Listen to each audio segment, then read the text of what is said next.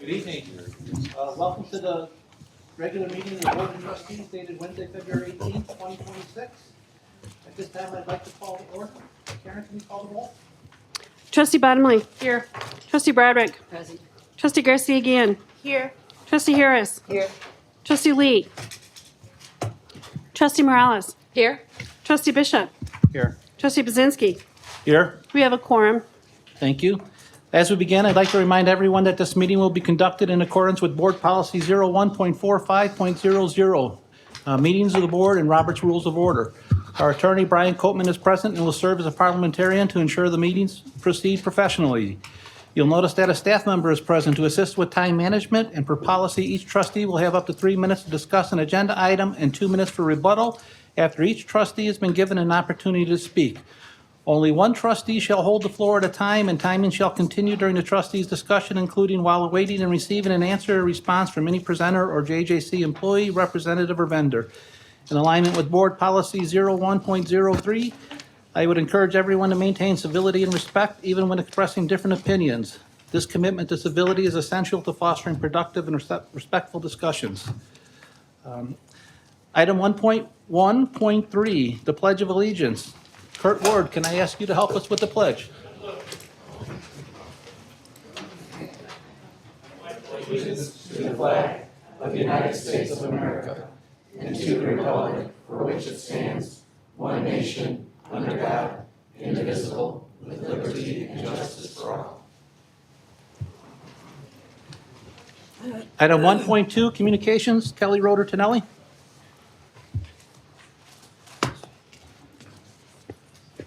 Good evening, President Namuo, Board of Trustees, and JJC Campus Community. This evening, I want to highlight a partnership that reflects who we are and what we believe at Joliet Junior College. At JJC, we know student success requires more than access to classes.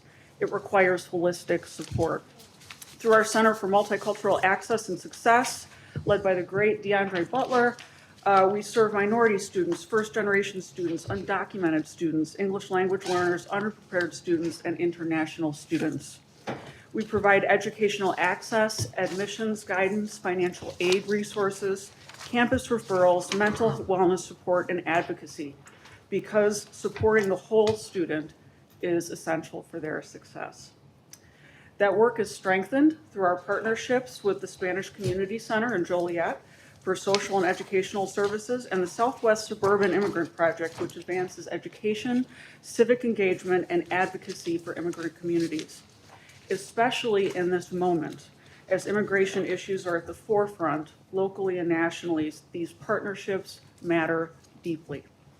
They ensure our students and families are informed, supported, and connected to trusted resources. I'm grateful to welcome Maria Munoz, Program Manager at the Spanish Community Center, and Doris Arzate, Lead Organizer with the Southwest Suburban Immigrant Project and JJC alum, who will share more about the meaningful work that we've accomplished together for our students and our community. So Maria and Denise, please join me.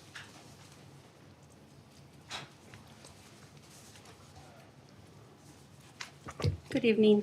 Good evening. Good evening. JJC leadership and the Board of Trustees, thank you for inviting us today. We deeply appreciate the opportunity. The Spanish Center truly value our long-standing partnership with JJC. Together, we have supported students and their families who are navigating complex challenges, and that collaboration that makes real difference every day. For more than 50 years, the Spanish Community Center has been serving the Joliet and surrounding communities. Our mission has always focused on stability, empowerment, and helping individuals and families to build strong connections with the community. We provide comprehensive wraparound services designed to meet people where they are supported and they feel supported in the long term, for long-term stability. Right now, our community is experiencing increasing immigration-related needs. The challenges affect not only individuals, but also students trying to stay focused on their education. While facing legal uncertainty, housing instability, and limit access to essential resources, we can make the difference. The students facing these difficulties and challenges right now and their families, we at SEC have partnered up with JJC and many other partners here in our community to be able to provide that service and be that empowerment through these challenges. At SEC, we work hard to provide the support families need, including immigration legal services, such as DACA renewal applications, work permits, family petitions, and humanitarian reliefs. Through our Illinois Welcoming Center, we offer case management, crisis intervention, and resource navigation. We also provide emergency assistance with food, clothing, and other essential items, as well as citizenship classes supporting the help community members build the long-term stability. Our partnership with JJC has strengthened all of this work. JJC refers students to us when they need an immigration support or help with access to resources. Together, we help reduce the barriers that stand in the way of academic success. And the impact goes beyond individual students. Our collaboration helps families feel safe, supported, and connected in our community.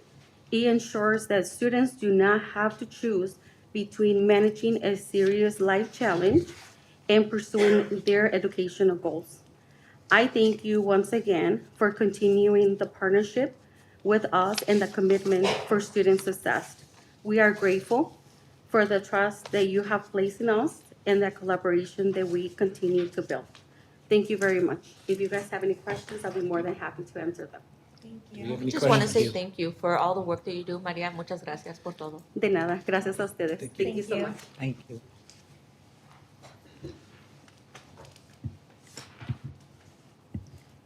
Good evening, everyone. Well, my name is Denise Arzate. I am a proud Joliet Junior College alumna, and JJC has really been a meaningful part of my journey. Today, I do serve as the organizer with the Southwest Urban Immigrant Project, which is located in Bolingbrook, and we serve Will County and some parts of DuPage County as well. First, I do want to thank JJC for your partnership, for listening, and for welcoming students no matter where we come from. That commitment to openness and inclusion truly changes lives, and mine is just one of many examples.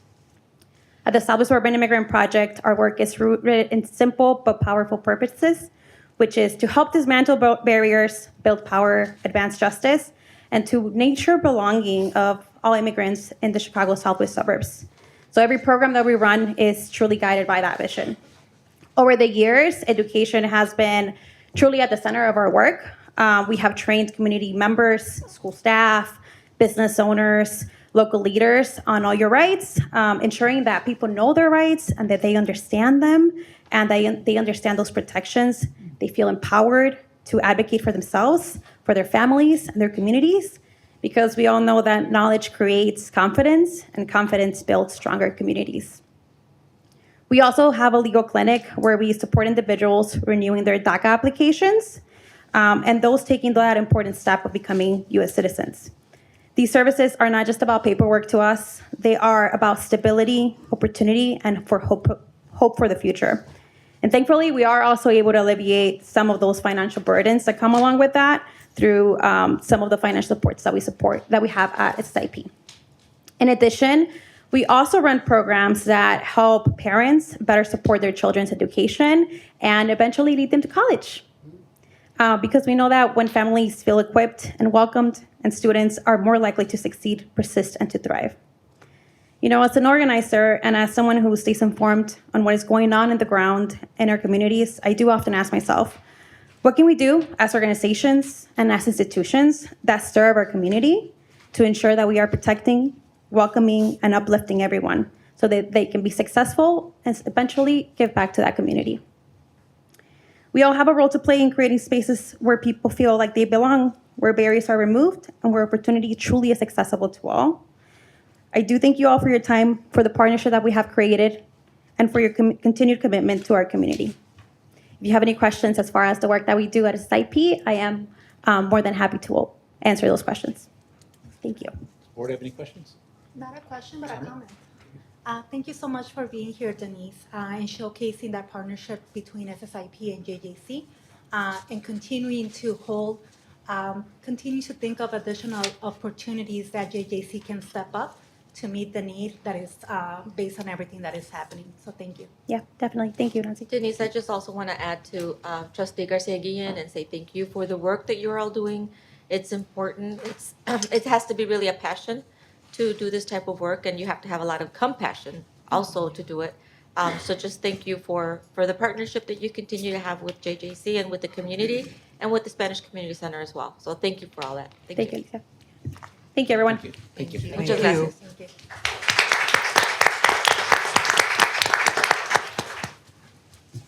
Item 1.3, proclamations. 1.3.1, Women's History Month. Dr. Carl Brooks.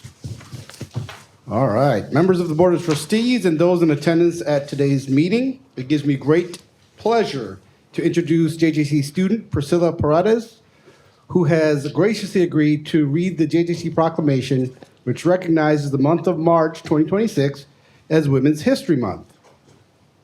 Before Priscilla reads the proclamation, I'd like to share a little bit about her. She is a second-year student majoring in diagnostic medical sonography with a strong commitment to leadership and service. She currently serves as International Affairs Chair for Latino Unidos, participates in service initiatives with Phi Theta Kappa, and represents her peers as a CMOS student ambassador. She's passionate about both healthcare and community involvement. She enjoys promoting positive change on and off campus. And a little fun fact she shared in her profile. She communicated that plastic bags are typically used for only 12 minutes, yet they can remain in the environment for up to 1,000 years. Thank you for that education, for sure. All I humbly present to all of you, JJC student Priscilla Paredes.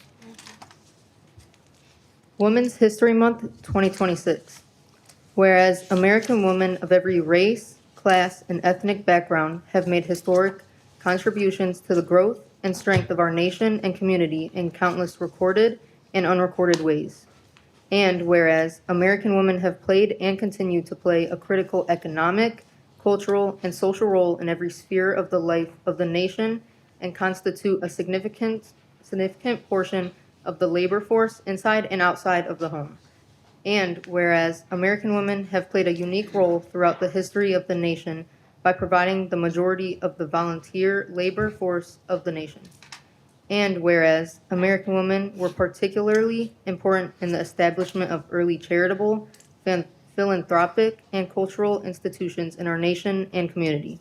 And whereas American women have been leaders, not only in securing their own rights of suffrage and equal opportunity, but also in abolitionist movement, the emancipation movement, the industrial labor movement, the civil rights movement, and other social and political movements. And whereas American women deserve all the rights, privileges, and acknowledgments afforded all human beings in our society. And now therefore be it resolved that the Board of Trustees of Illinois Community College District Number 525, Joliet Junior College, counties of Will, Grundy, Kendall, LaSalle, Kankakee, Livingston, and Cook, and the state of Illinois hereby recognize and salute the women of our national and community and designate the month of March as Women's History in Illinois Community College District Number 525, adopted the 18th day of February 2026. Second. All those in favor say aye. Aye. All those opposed say no. Motion carries.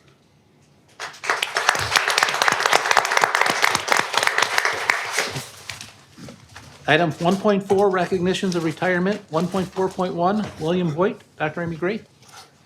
Good evening, Chairman Budzinski, Board of Trustees, and the JJC community. William Voigt, known to us as Mike, is retiring from JJC after 10 years of service. He served in the role of adjunct faculty member in the law enforcement program, teaching various classes to JJC students and the dual enrollment students from Joliet Township High Schools. Mike had a long-standing dedication to both public service and higher education. over the course of nearly 4 decades in law enforcement, culminating in his retirement at the rank of sergeant. Mr. Voigt brought extensive field experience and professional insight into the classroom. His instruction consistently reflected a strong command of the subject matter. He maintained a rapport with students that engaged them through relevant examples drawn from real-world practice and demonstrated genuine enthusiasm for the discipline of law enforcement. We extend our sincere appreciation to Mr. Voigt for his service, his commitment to student learning, and the expertise he shared with our institution throughout the years.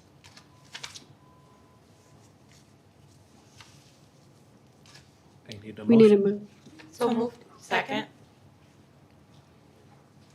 All those in favor say aye. Aye. All those opposed say no. Motion carries.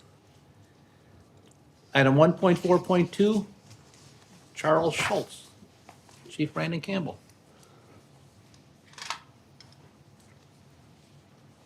So I'm going to speak from the heart for Charlie. Charlie was very much the strong, silent type, so I'll keep it brief. But he was one of our part-time CSOs. Had the great pleasure of getting to know Charlie. He and I very much shared a special connection.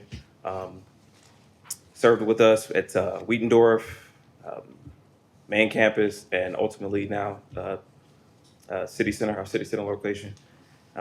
But served 20 plus years with the Markham Police Department before he came to us, served 14 years with us.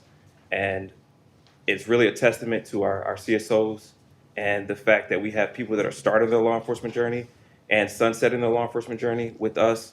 And the fact that they're choosing to do it with us is a huge honor, and willing to stick it out and have another tenure, another life after a law enforcement career is a testament to our police department, I believe. So, Charlie, you'll be greatly missed, and that's all. Thank you. Motion to approve? Motion. Second. All those in favor say aye. Aye. All those opposed say no. Motion carries. Item 1.5, public comments. Karen, do we have any public comments tonight? We do not. Thank you. Item 1.6, a moment of silence. Dr. Numul. Thank you, Chairman Budzinski. I'm asking the college community to join me in a moment of silence for the following individuals. James Baskerville, husband of Mary Baskerville, one of our English tutors in the Tutoring and Learning Center. Sonia Louie, a retiree of JJC, serving JJC for over 31 years as an administrative assistant in student advising. Alice Jackson, a retiree of JJC of over 31 years, serving as our Director of Financial Services. Flora Lee Carrillo, mother-in-law of Teresa Carrillo, professor in our English, Philosophy, and World Languages department. Margaret Cockbill, retiree of JJC of over 26 years in our English, Philosophy, and World Languages department as well. Rick Demokaitis, brother of Karen Rezick, assistant to the Board of Trustees, and brother-in-law to Kathy and Pat Van Dyne here at JJC. Primo Giovanni, father of Don Giovanni, professor in our Natural Sciences department, and renowned civil rights icon and founder of the Rainbow Push Coalition, Reverend Jesse Jackson. I have one more. I'd like to include to that list Mr. Manuel del Toro, who passed away suddenly on Friday the 13th on Dixie Highway in a horrible car accident. He was one of my long-term customers and friend at Allstate. I'd like to add one, if I may. Mike Slovic, who was a coach at the Joliet Catholic Academy, long-time Joliet resident. I have one too. For Ronald M. Whitaker, who started and got this building here. He was on one of the formations of getting this building at this campus. And he just passed away about 2 weeks ago. And then also, this one's still living. It's my 4-year-old granddaughter. We just found out she's got leukemia. So it's hard on the family.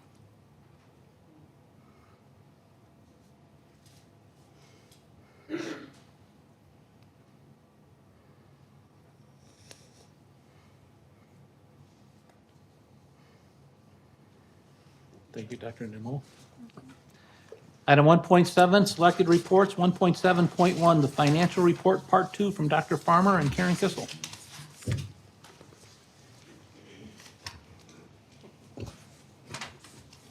Trying to find the mute button here, Chairman. Apologies. I'm going to tee this one up a little bit. This, as trustees you'll recall, is a follow-up to the presentation we did on January 28th as part of our board workshop. We've worked diligently to address many of the questions that came up during that workshop.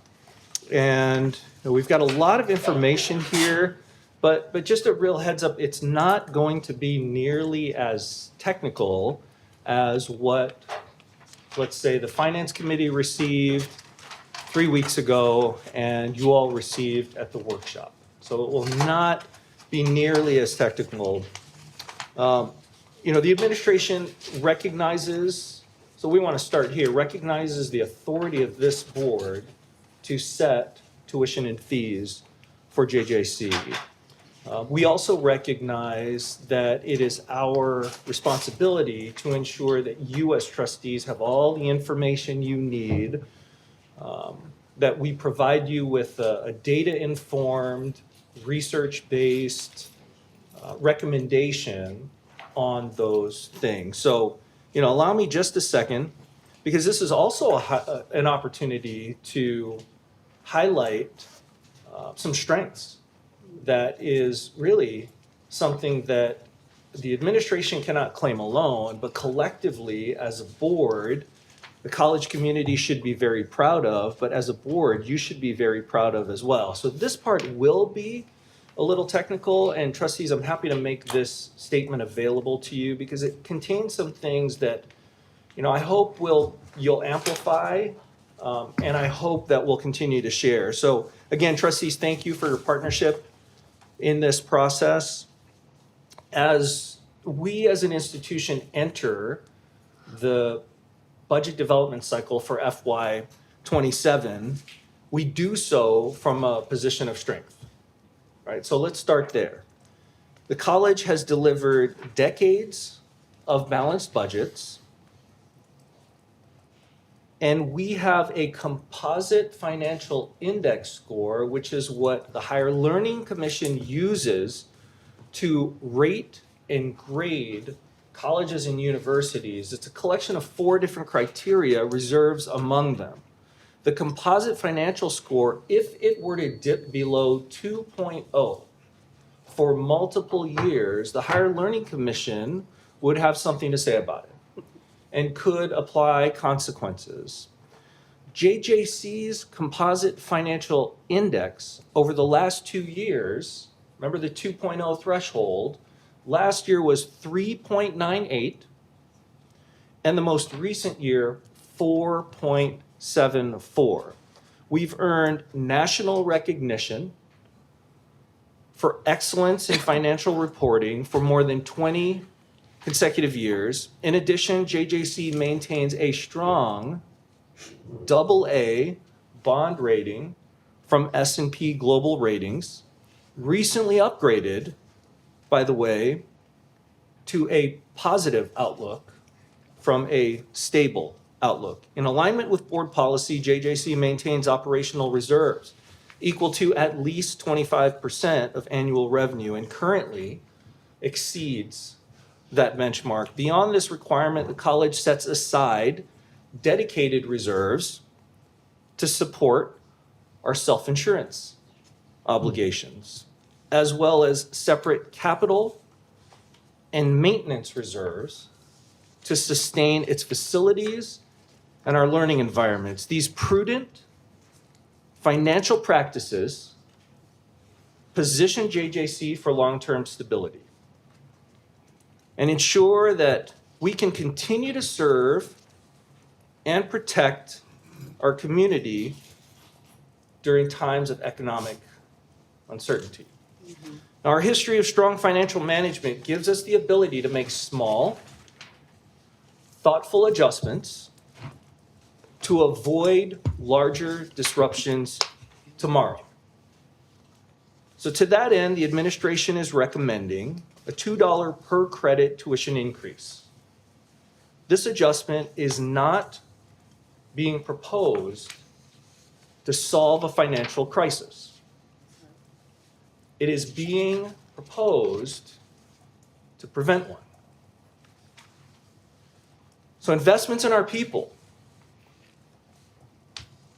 the benefits we provide, those exceptional people, the agreements we have negotiated in good faith with our union partners, and the rising costs of delivering high-quality programs we've come to be known for, and the services to support our students, those costs continue to outpace growth in traditional public funding sources.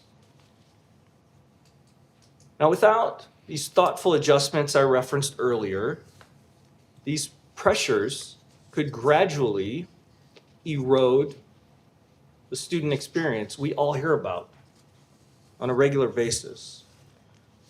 So as a leadership team, we remain firmly committed to protecting and prioritizing the extraordinary JJC experience, ensuring that financial decisions are guided by our mission and our responsibility to those students. The recommended increase before you today is intentionally modest to preserve the value and affordability, all while protecting quality. Now, for an individual student, the impact is minimal. But collectively,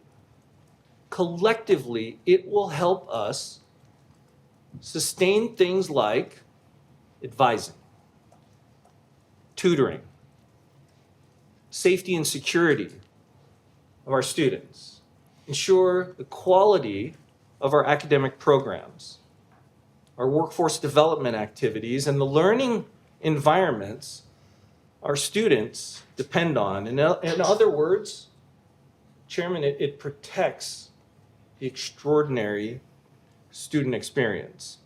And so, trustees, with this recommendation, as a leadership team, we're demonstrating our commitment to long-term viability, access to a JJC education, and we're ensuring that future students receive the same quality education as our current students do.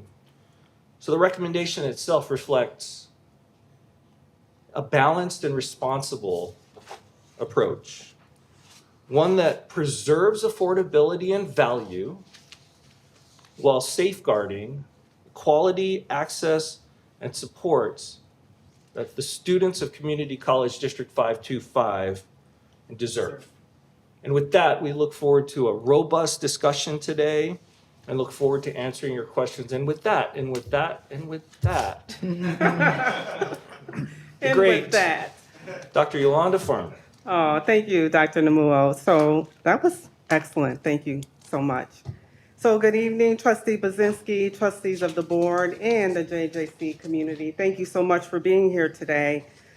In part one of our financial report, during the board workshop last month, we centered on stewardship, how we managed our resources with discipline, transparency, and care. Tonight, we take the next step. This presentation is not just about increasing tuition. Just want to be clear about that. It is about protecting assets. It is about sustaining excellence. It's about ensuring that our students, 14,000 plus students and more, continue to receive the quality, instruction, advising, and the support they deserve as JJC students.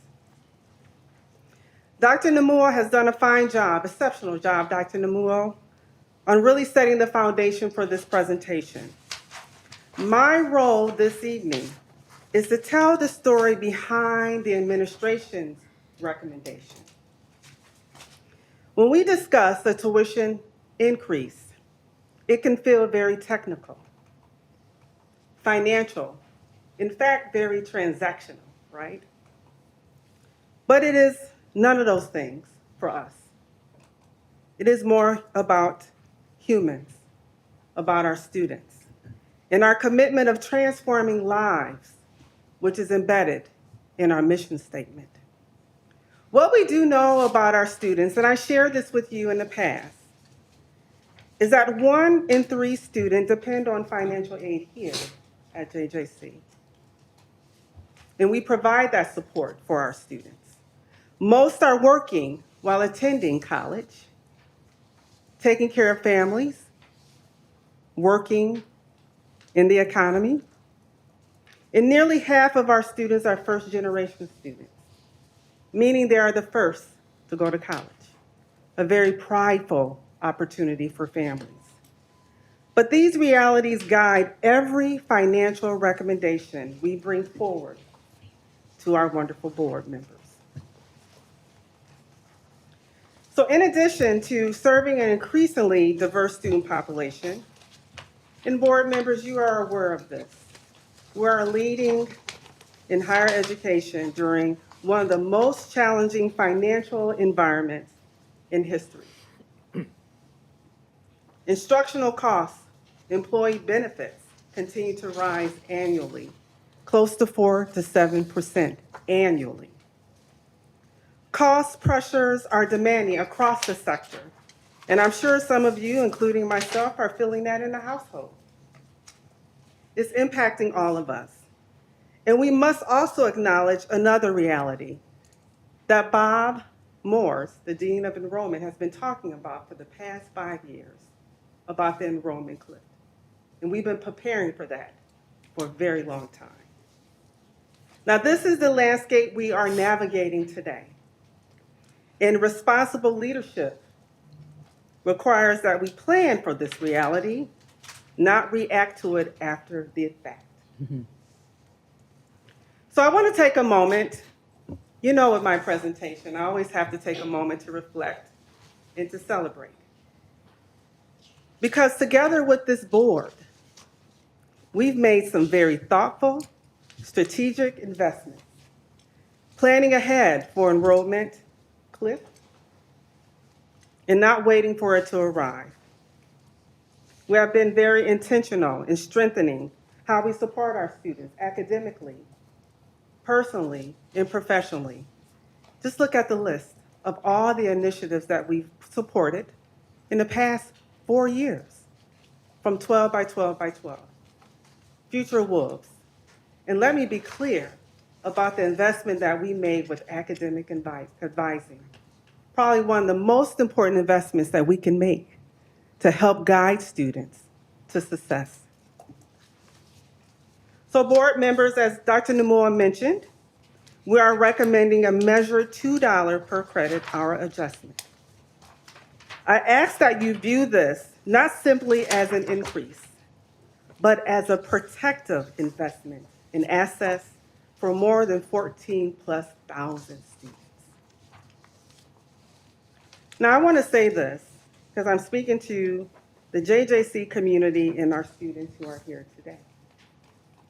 Every person in this room shares a commitment for our students. There's no doubt in my mind. We believe in their dreams. We believe in their success, but most importantly, we want to help them build their own legacies, like us. So we are committed to their success, and if we are committed to protecting student momentum, then we must be equally committed to sustaining the resources that we need to help them to succeed. So I want to also stress and take a moment to really make a really bold statement on behalf of the administration. We remain firmly committed to ensuring this adjustment does not create undue hardship for our students, especially those who have the greatest financial need. That's why it's so important that we continue to educate the college community, just not about financial aid, but about our strong partnership with the foundation and scholarships. So also, board members, if you recall, we shared a memo with you. It took us a little while to gather all that information, right, Kissel? But it was important for us to share with you that as an institution, we've done this before. We know we can save institutional funds. We've been very disciplined stewards of the public funds that are owed to us. But again, as we move forward, we want to make sure that the board and our students in this college community understand that we are committed. We are committed to investing every single dollar into whom? Our students. So, at every step, as we move forward, we will safeguard the student experience. And that is our commitment to this board and also, most importantly, to our students. So I love this image. I share this image sometimes with my presentations just to remind us why we're here. Leadership is not about avoiding difficult decisions, and we recognize that this is a difficult decision for all of us. But it's about making thoughtful ones, planning ahead at the right time and for the right reason. And for us, it's for our students and for accessibility. So I just want to stress that we are here for the students, but speaking of students, I would like to invite someone very important to the podium with me. Ultimately, this decision impacts students most directly, and it is important to hear their voice and hear their perspective regarding this decision. So at this time, I would like to invite our student trustee, Trustee Bishop, to share the student perspective.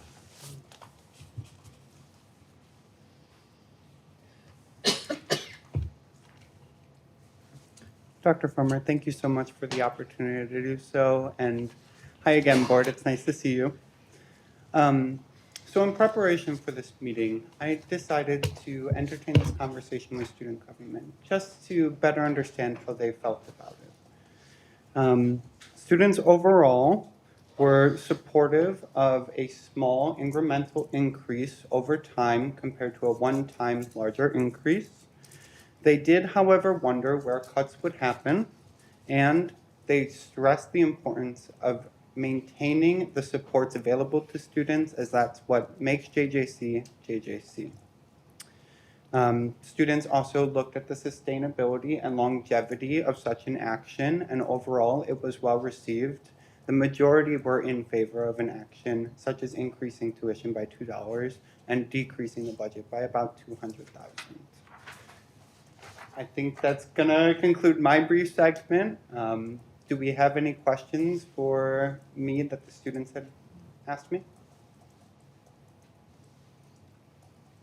I just have a quick question. So you did a sampling of students.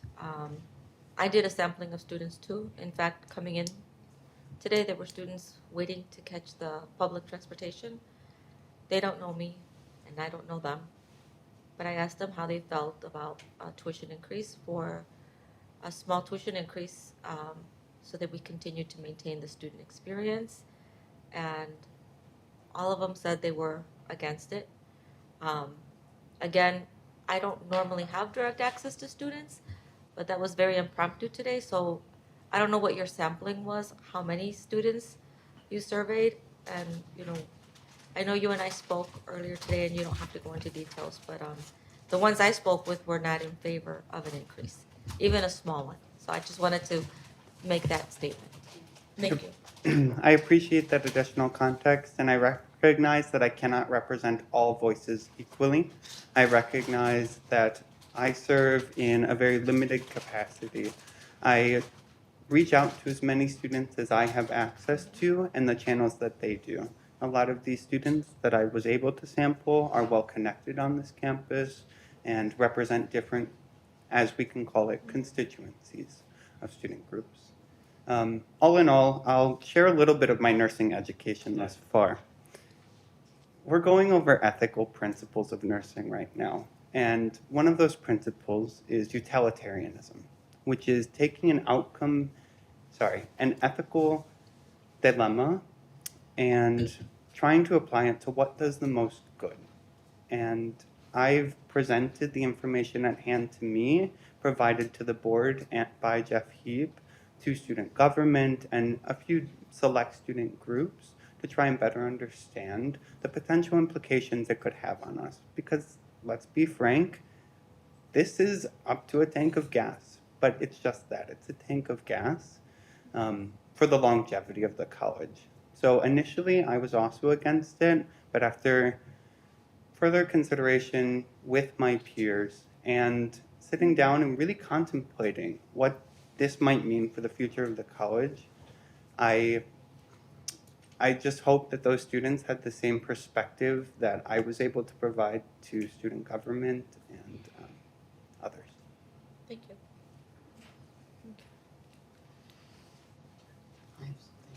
Any other questions Take for some our? questions? Yes, okay. I have a question. I do too. Okay. Trustee Harris? Oh, okay. All right. This question, is for Trustee Brenton and Trustee Morales. When you did your survey, was the amount clear in terms of what the proposed increase would be? Yes, they got a mini Jeff Heap. They Okay, got so the- very A mini Jeff Heap. they I got love very that, a mini Jeff specific Heap. numbers. They knew what this meant and kind of they had the exact same presentation we had access Oh, to. then, okay, so the numbers. Okay. Trustee Morales, did you share the numbers with those individuals in terms of the increase amount? I did.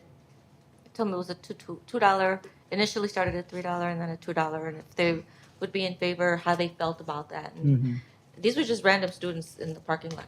Yeah. And they said that it was not something that they could handle at this point. Okay. All right, thank you. I was just curious. Yeah, Thank you. Yes. Trustee Broderick?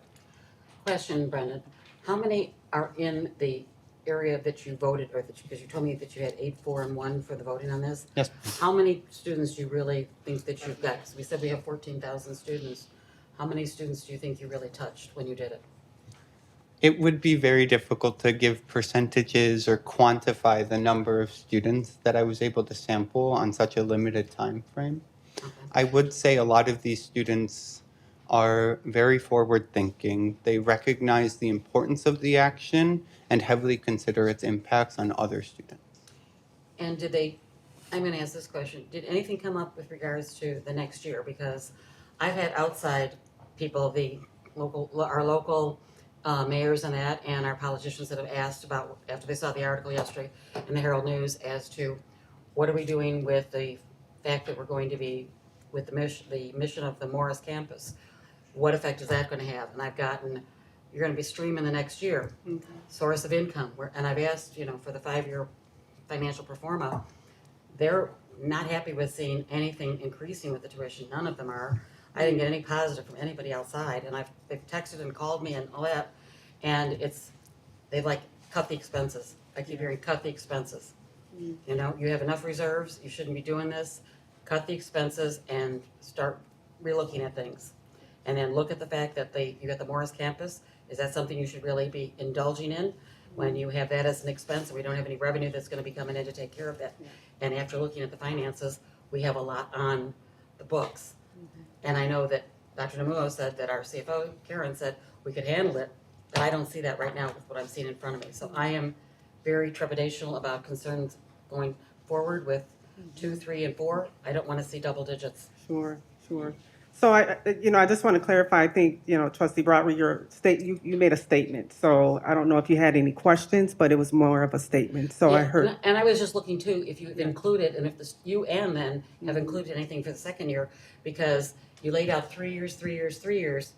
But when I'm looking at what was presented to us in 25's workshop and 26's workshop, I see a lot of differences, and I never saw anything of a tuition need. So now with the words of the, Morris campus, what are we doing for that?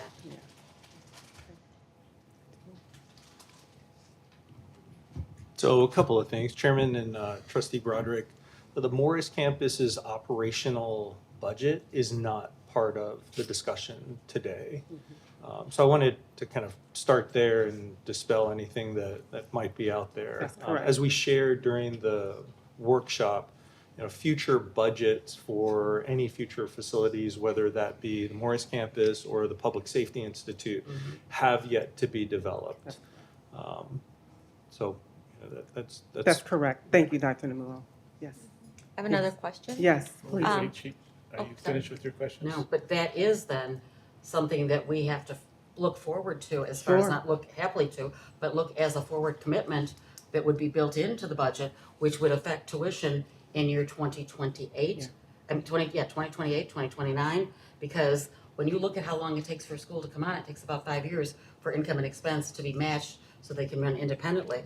From what my experience is with our grade schools in New Lenox, it took us 5 years. So we have to carry that on Maine. So I am concerned about what the tuition increase will be. Yeah. following. Long-term, yes. Yes. And again, as I mentioned during this presentation, this is a long-term investment. It's not short-term, it is long-term. Trustee Morales? Yes, so this is, in the packet, we're not just doing tuition. There's also fees that we're Course being fees. asked to vote on. Correct. So we're being asked to vote today on tuition and fees, and tuition for this, a vote today, but then for the next 3 years, small incremental every year, another raise. So my question is, what is our enrollment goal for the fall? I don't know what the goal was for last year or the year before that, or the 8 years before that. So I'd like to know, what is our enrollment goal? And I asked that very specific question because Yes. I've worked in higher ed. I Sure. worked for a private school, and we had to go out and, a private school that didn't get tax revenue, that Yes. didn't get state funding Yes. outside of Pell or MAP. So Yes. what, we had a goal for Yes. freshman admissions, how many freshman students we were gonna bring in Yes. at $30,000 a year. Sure. So what is our goal? Yeah. And So- I haven't heard really a comprehensive plan from our enrollment department specifically to tell us like what programs we're working on. What are we Sure. doing to specifically focus, for example, on automotive students, Yes. on culinary arts students, on Yes. nursing students? Yes. You know, what is our goal? And here's another thing. I've Yes. seen a huge decline in enrollment in our African American student Yes. body. Yes. From 10 years ago. Every year it declines. And it's not because of a lack of representation, because we hire staff that, can connect with the Yes. African American community, but I still see a decline, and I'm worried. And Yeah. I've been asking, I think the last time I asked was Dr. Judy Mitchell about that. And I Oh, know, my it's been a goodness. minute, right? It's been, yeah. Right, and so I'm concerned. So I would like to know specifically, what is the comprehensive plan for Right. enrollment management and for persistence? And then what is our goal? Okay, so there were a few questions. I know. And, that's okay. Sorry. Okay. And, I want to take it step by step and respond to your questions the best way I can at this point. So let's first talk about enrollment. And if you recall, for many, many years, we've had Bob Morse stand up and provide the strategic enrollment management plan. And it has been a while since we shared that plan with the board. So I'm going to recommend for that to happen again, so you can understand some of the wonderful initiatives that we're doing to increase enrollment. In the budget, I want to be clear, we did plan for 1% for the budget enrollment increase. But again, keep in mind with enrollment cliff, we're doing our best to be proactive in that area as well. So it is 1%. Enrollment increase for the budget. And that took into account the enrollment cliff. Correct. Okay, I don't know. I think the jury might be out on that, but okay. Okay. But like I said, we do have a comprehensive strategic enrollment plan, and I look forward to sharing that with the board. Thank you. Trustee Garcia-Guillen. Yes, thank you. I do have, it's mainly going to be comments. So thank you. Thank you. Yeah, of course. Thank you, Trustee Bishop, and of course, thank you, Dr. Farmer, for the presentation. I think for us as trustees, one of the main things that we're looking out for is making sure that we are able to communicate and share things that are going to impact the student body directly with students. And again, us being able to connect to students is a little bit difficult, but having a student trustee, having a voice on our board is crucial. So thank you for doing that survey and talking to your peers to be able to get that additional feedback in terms of what they think about the proposal and how that would impact them, but also other peers. So I think that was beneficial for us to listen to right at the beginning before we get to the vote. I think one of the things that I just want to highlight from your presentation, Dr. Farmer, Yes. is just that idea of it really depends on how we look at the increase. There is a $2 increase, so we're not going to sugarcoat it. But the intentionality behind it is to make sure that we're able to continue to offer the best quality service to our students.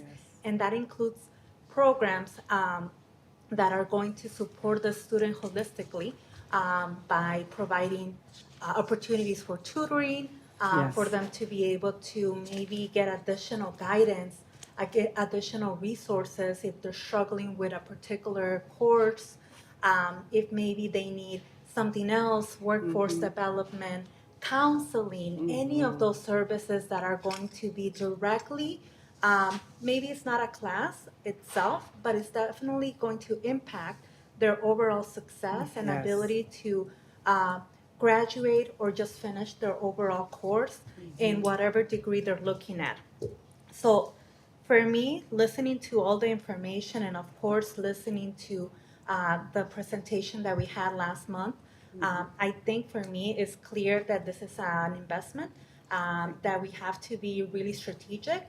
I do hear Trustee Morales though, in terms of making sure that we have a full thought out plan. And again, I know that you all are doing awesome at having a plan, but that we also have slightly more invested in that role to be able to meet the needs of enrollment and also making sure that everyone on campus has additional buy-in Yes. and commitment. I know that you all do a lot, but trying to figure out how we can continue to increase despite a lot of colleges not being able to increase. Thank you so much, Trustee Garcia. Trustee Bottomley. Yeah, I have a couple quick questions, but I do want to start with saying I appreciate the thoughtfulness from everyone up here. I appreciate the questions. I think it's helpful.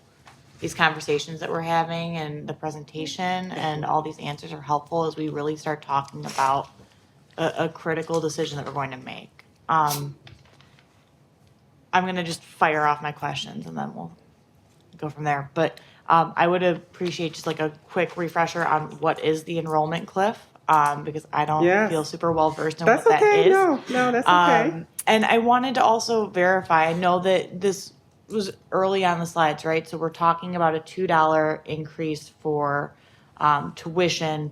What exactly is this covering, right? I'm Yeah. assuming it is our union negotiated contracts. It's to cover our employees. It's to Yeah. cover our operational expenses, because as we all know, as individuals alive right now, it is expensive to pay your bills. It is a cost to run an institution.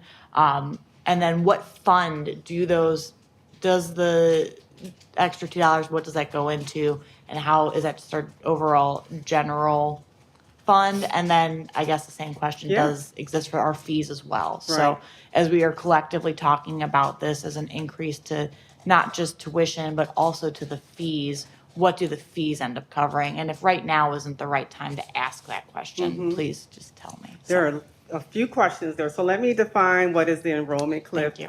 And there's a lot of research out there that really speaks to the fact that, because of the census and because of baby boomers, and Gen X, they're not, I can say, producing a lot more young folks.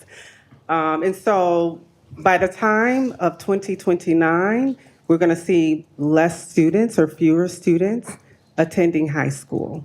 Okay? And I don't have the exact numbers 100%, but I'm sure Dr. Brooks has some of that information.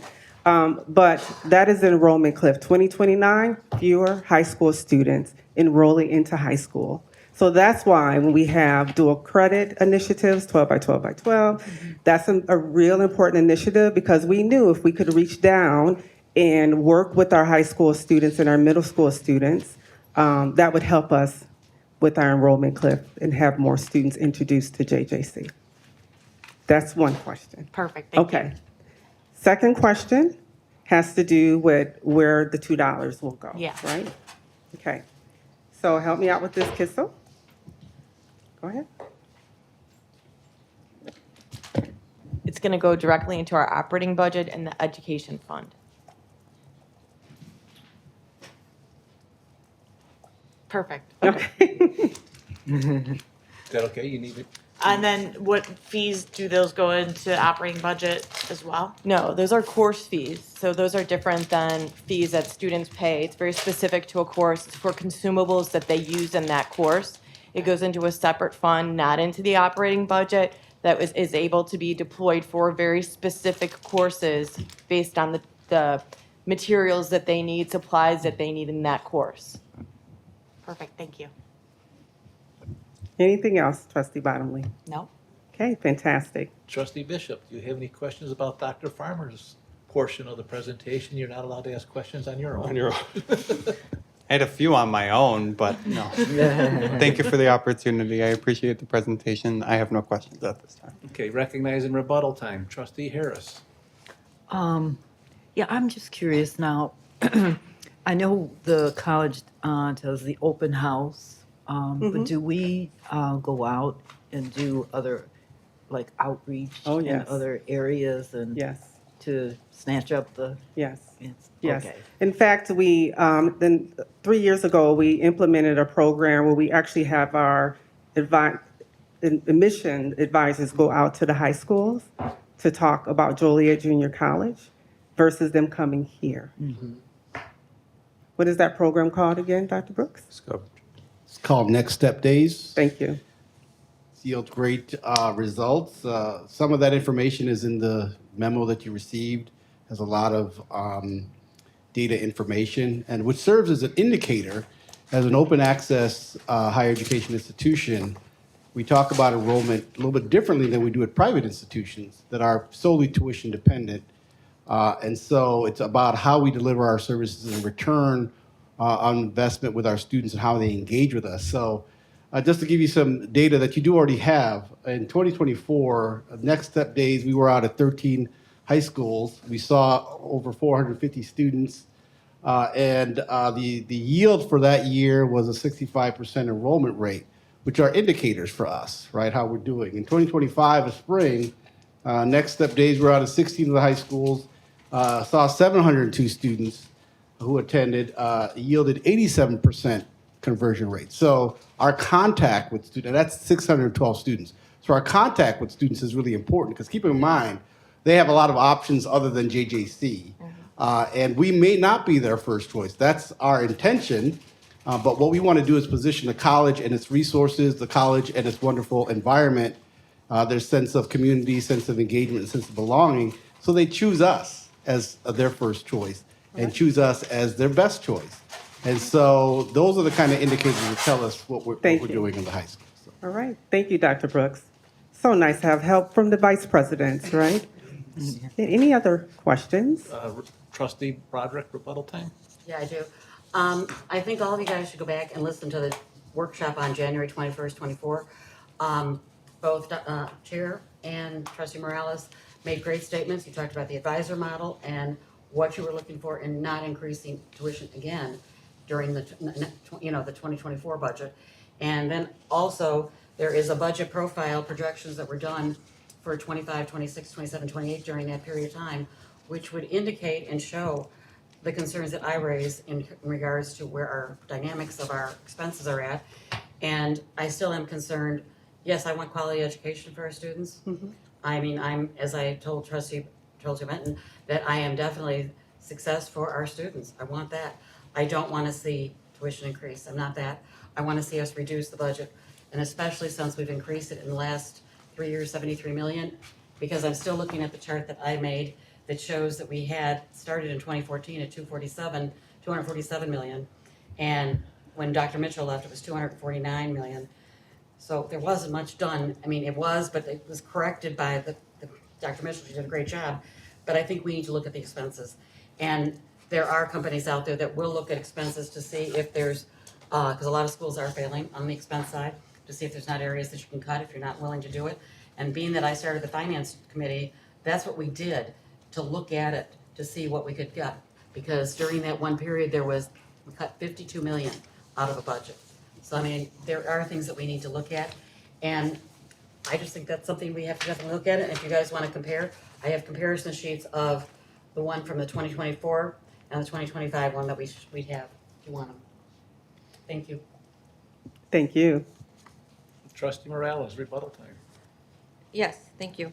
And thank you, Dr. Farmer, for Yes. the presentation. So Thank some you. may argue that this is only a modest increase, that it represents shared sacrifice.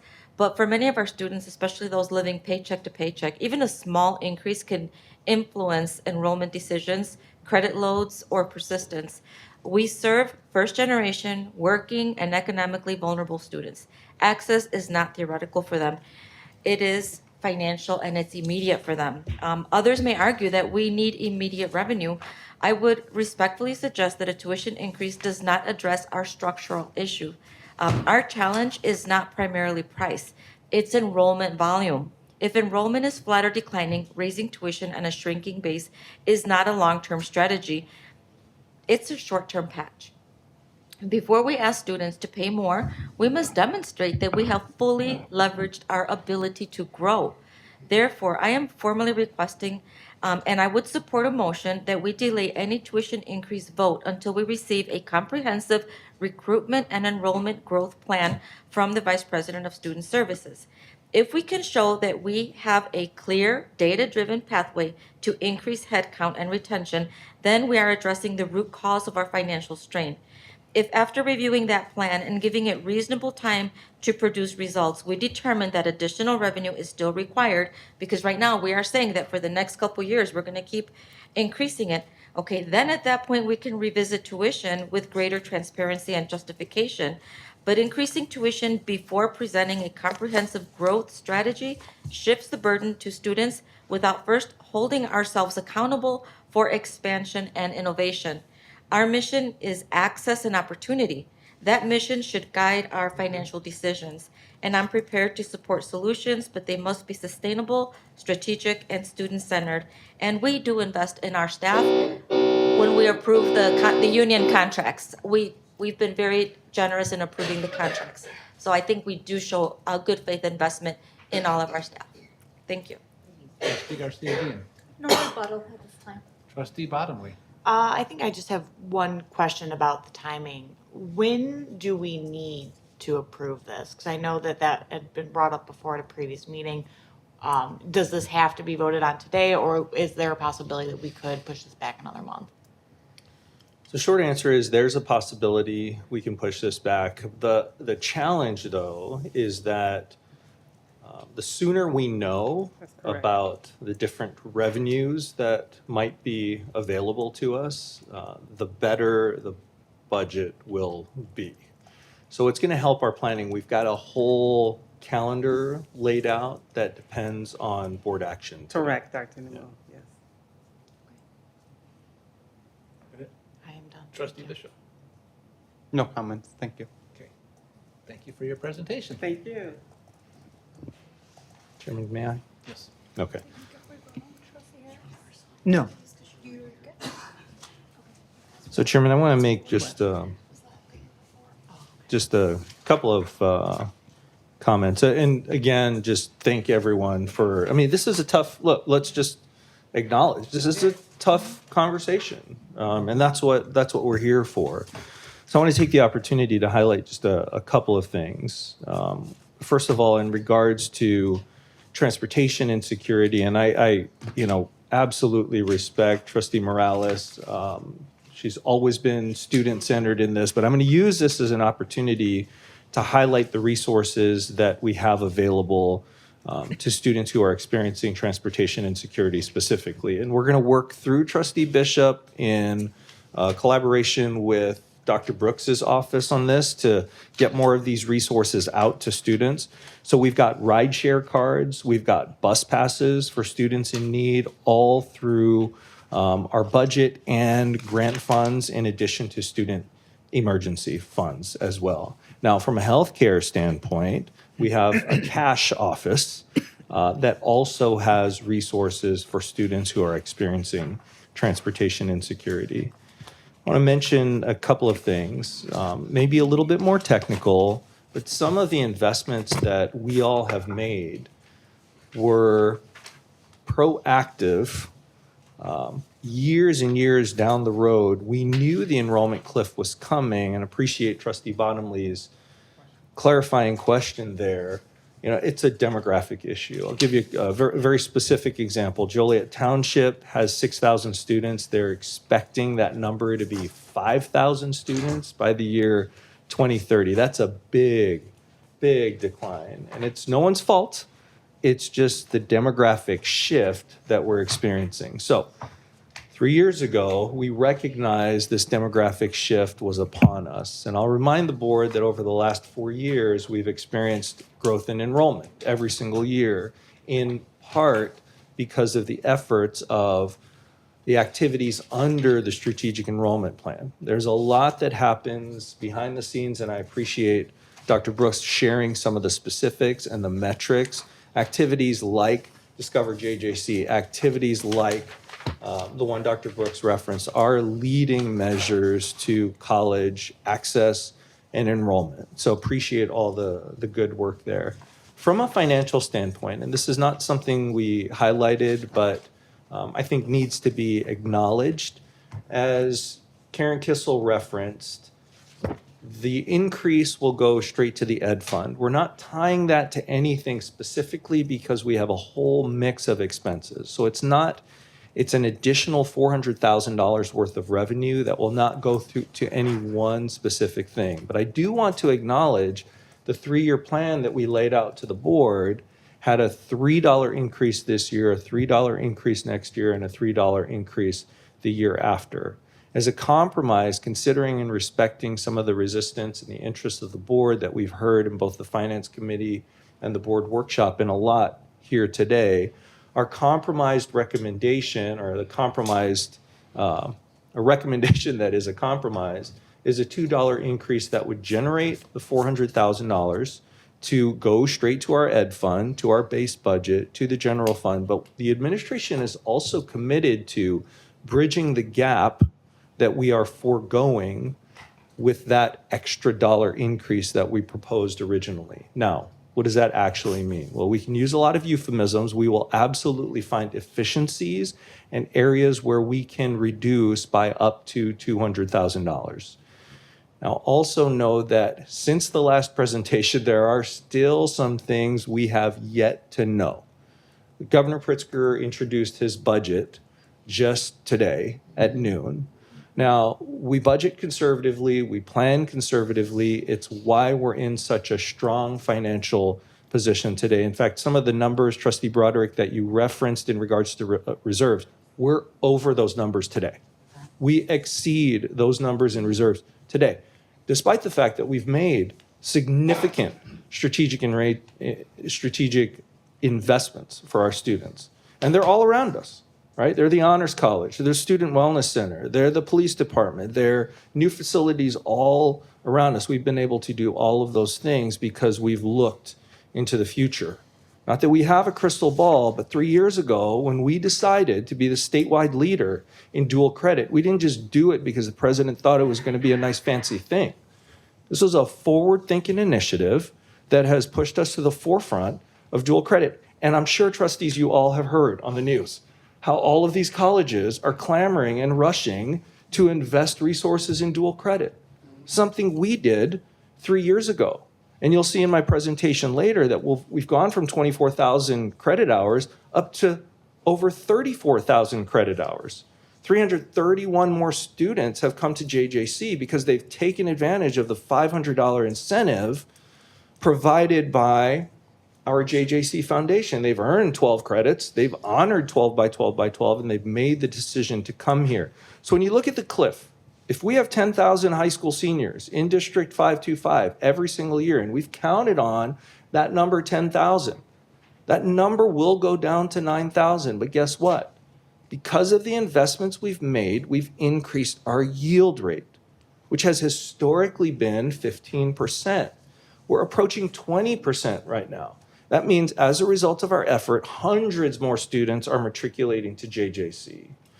So I guess what I'm trying to emphasize to the board is, obviously this is a very sophisticated and nuanced issue, but one where we're committed to being future focused about. Okay. Thank you, Chairman. Moving on to item 1.7.2, the student trustee report. Trustee Brenton Bishop.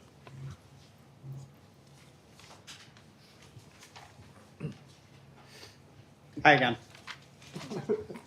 This time a little more lighthearted, hopefully. I hope you've all enjoyed the end of your January and beginning of February. To get started on my student trustee report, I'd like to briefly touch on the Black Teen Summit that took place on the 13th. That was last Thursday, if I remember correctly, where we had over 500 students in attendance from multiple districts. Dr. Brooks was in attendance, Dr. Farmer just so happened to be there, DeAndre Butler in the audience was there as well. It was a beautiful event, and I was pleased to have the opportunity to go.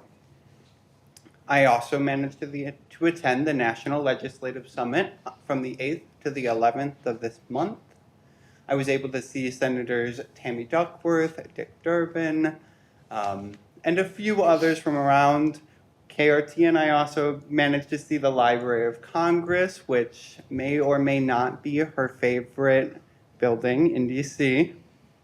I'd also like to thank the board for the opportunity to attend and the opportunity to meet, network, and learn from other trustees and student trustees. Now let's move on to some upcoming events for February. On the 19th, there will be custom mug making at Romeoville campus in the lobby.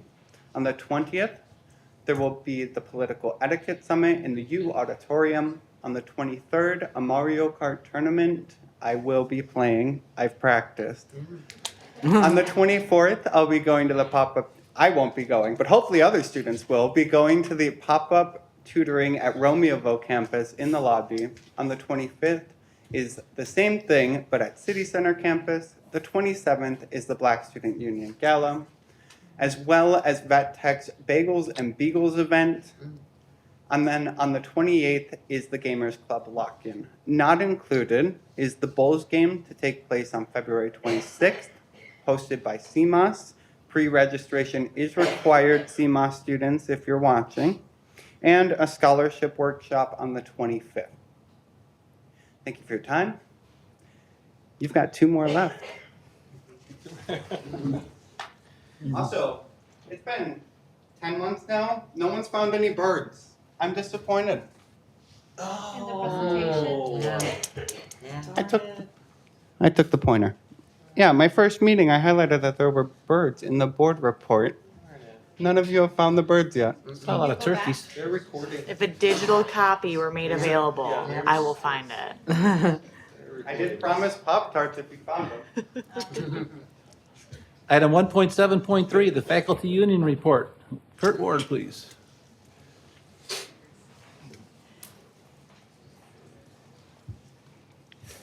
Good evening. Hey, would you believe it's week 6 already? Which is awesome, right? The sun's setting later. The temperatures, at least this week, are moderating, right? And sorry, students, midterms are just 2 weeks away. Right. That means you're 8 more weeks and you're out of here for the spring. I want to begin my remarks this evening by giving a shout out to Judy and Mark and Amanda any of the other HR team members that were hidden behind the scenes that I didn't see, who had a hand in putting together a fantastic Enhancing Trust training session earlier this month. From my perspective, to look across that room and see levels of leadership from the cabinet to every area across all of our campus, all with a common goal, all in the same room with a common goal to enhance trust and respect and to improve communication. This is a great example of the work that we need to build shared leadership and, more importantly, improve the model of shared governance. So my hat's off to you, and thank you. And I look forward to more like this. It was an inspiring half a day. So thank you. Some of you in the room might be thinking right now, what? He said shared governance. What is that? That's our senior administration working with faculty and staff to create a culture that creates the best outcomes for our students. And the model that we have here at JJC is something that has historically set this institution apart from other community colleges. In many cases, you don't have those opportunities. But I think it's important, and perhaps it's because of the craziness of the past year, the challenges from our federal government, the increasing pressures of doing business, it's easy to forget how important this collaboration is to the success of this institution. And the reality is, whether we're looking at what this campus is going to look like in the future, what the administration and their positions may look like, all the way down to what classes our students need to have on the schedule, it's important that we work in a collaborative process to make sure that all of the voices are heard, all of the voices are respected, and that we can work together to create great outcomes ultimately for our students, because that's why we're here. And then to the board. Obviously, this is a lively topic this evening, but like the rest of us, you have a shared responsibility to create great outcomes for our students as well. And one of the ways you can do that is to support the institution's request for a modest tuition increase this coming fall. Now, my students tell me I'm a storyteller, so you're going to have to bear with me. Recently, I had the opportunity to talk with the technical hiring manager for Toyota of North America. They hire engineers, engineer support staff, obviously all things designed to technically create new Toyotas. They're based in Plano, Texas. He was at SIU interviewing candidates, and he mentioned that he specifically looked for students who had transferred from JJC. And he said the technical experiences that those students had here at JJC led to greater achievements than most at Toyota. And we're blessed to have about a dozen of our graduates at Toyota North America as employees today. And the reality is, and I highlight my own area because that's where I spend most of my days, this is a very small example of the world-class education we provide our students. The reality, though, is world-class is not always the least expensive. And so as you carefully consider everything that's been said, I want you to keep our students in mind and to know that support of that proposed tuition increase will allow us to continue to be the best of the best. And Brenton, by my math, it's about the cost of one large pepperoni pizza per semester. Because I don't know what you're That's a lot driving, to but give up. to fill up our minivan takes way more than $30. All right. And with that, thank you for your time. Thank you. I have a quick question for you. What's the name of the company? Something Toyota North America? I'm sorry? The name of the company you referred to? Toyota of North America? Oh, Toyota. Toyota. Okay. yeah. Toyota of North. Okay, Yeah. thank you. Global auto manufacturer? Okay. Yeah. Yeah. Thank you. Thank you. Thank you. Item 1.7.4, the Adjunct Faculty Union Report, Dr. Barbara Wilhen. Welcome. I'm sorry I couldn't be with you last month. I'm sure that Professor Dieskau explained about our adjunct dinner, which was very successful. We were full house. It was really great. We had a lot of really wonderful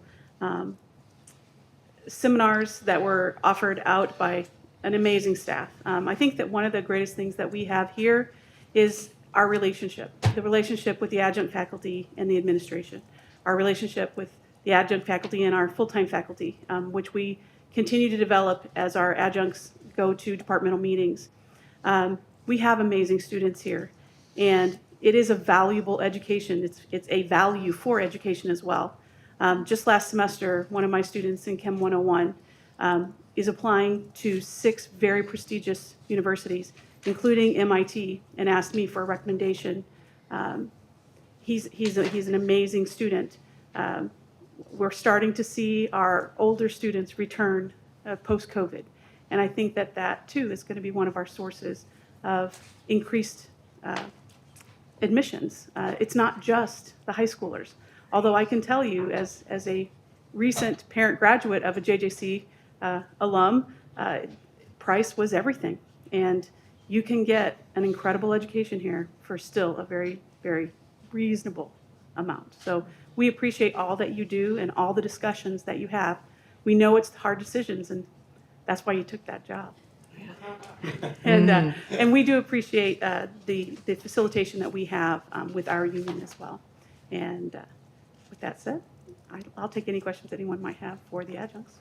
Any questions? No, just thank you. so Keep much. doing the great work. Thank you. Thank you. Item 1.7.5, the JJC Foundation Report. And for those of us sitting here at the table, I want you to notice Amanda's got a new name tag on her desk. I thought you were going to say it's sock day. Yes. I'm wearing my JJC socks today, so I Awesome. had to wear pants today to show them off a little bit. We're very excited. Before I came to this meeting, I actually was flipping through social media because people tagged hashtag JJC socks, and it's so fun to see businesses like Hometown National Bank and KSKJ, and the city of Morris has a really hilarious photo that will be in our photo contest. So it's been a fun day to see the faculty, the staff that have all participated, and see them in the hallway. They show us their socks. So I'm just starting off with that. We had a really great sock campaign this year. We kind of went to a more athletic sock. And Jen Davis, who is our Director of Institutional Advancement and Alumni Relations, does a really great job with this campaign. And she took photos from the old yearbooks. I know I talked about this at the last meeting, what it was going to look like, but found yearbooks from the 70s and recreated them. So it's been really fun to see those all, come out in the last couple of weeks. And then we've sold, and I sent this to Karen yesterday. We were at 400, almost 400. We're well over that today. So if you need your JJC socks, there's the QR code for you to scan, and you can still purchase them until we run out. But it's been a great campaign. There will be a contest coming out in the next couple days. If you have socks and still want to take a picture and send them in to be in the contest, we have a $200 Uber Eats gift card. Dr. Namuo actually provided a match to our gift card, so very excited about that. Yes. I'm waiting to see your fun photo that's in the contest. It's on its way. Oh, good. The photographer's sending it now. So yeah, it's been a great little campaign for us, and we really do enjoy doing it and have a lot of fun with it. And I know the campus does too, in our community. Always like to give you an update on our fall scholarship application. I know I said it was opening up last month, and it is open through May 15th. Right now, we have over 800 people have started the application, and when I came into here today, it was 295 have completed the application. So encourage everyone to spread the word about JJC Foundation scholarships. I know we've talked a lot about Next Step days.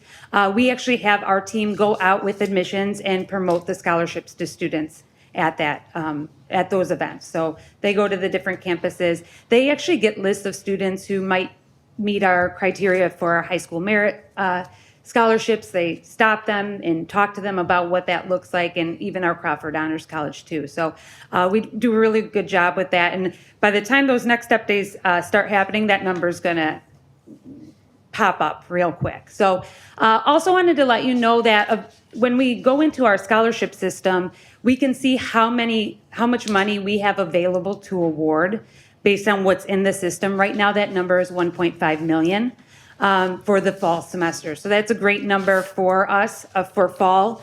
And that's based on if we do a 4% interest allocation on our endowments. And I know our foundation board met this week and we talked about potentially increasing that a little bit. So more on that in the coming months, probably April or May, we'll provide an update on that. So hopefully we can do that to support our students. Just some giving highlights. We do a huge year-end giving campaign. We are at $598,207 for year-end appeals. Our endowment contributions for year-end, this is already people who have endowments, gave us another $374,000. And then our year-end appeal brought in $223,000. And that's a 5.7% increase from 2025. So really excited about those numbers. We usually stop getting gifts around this time. So thought I'd share that with you.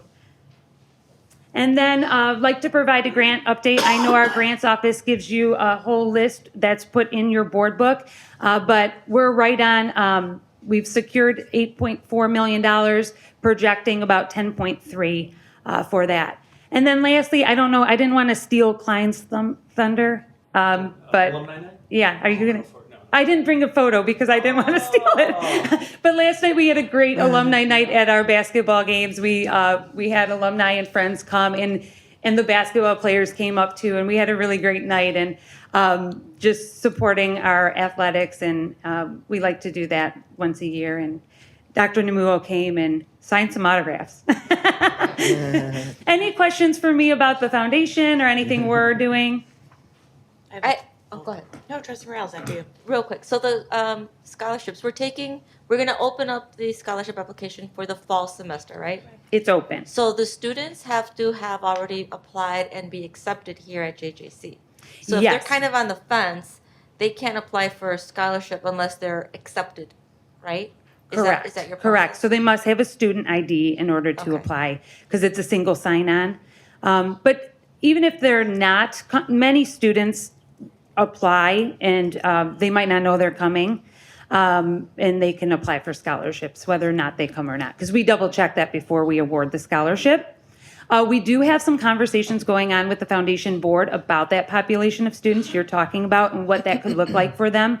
I've had meetings since I've started the position with our exec board about what is the potential to find some solutions for that population that might not be coming to JJC initially, but then things fall through at a 4-year, and what can we do for them? So those conversations are happening, and I will continue to have them with, I know at least 2 of them brought that up with me when I met with them, so I'm happy to have those conversations, but our scholarship system needs to close when it does, so it might have to look a little bit different if we do something.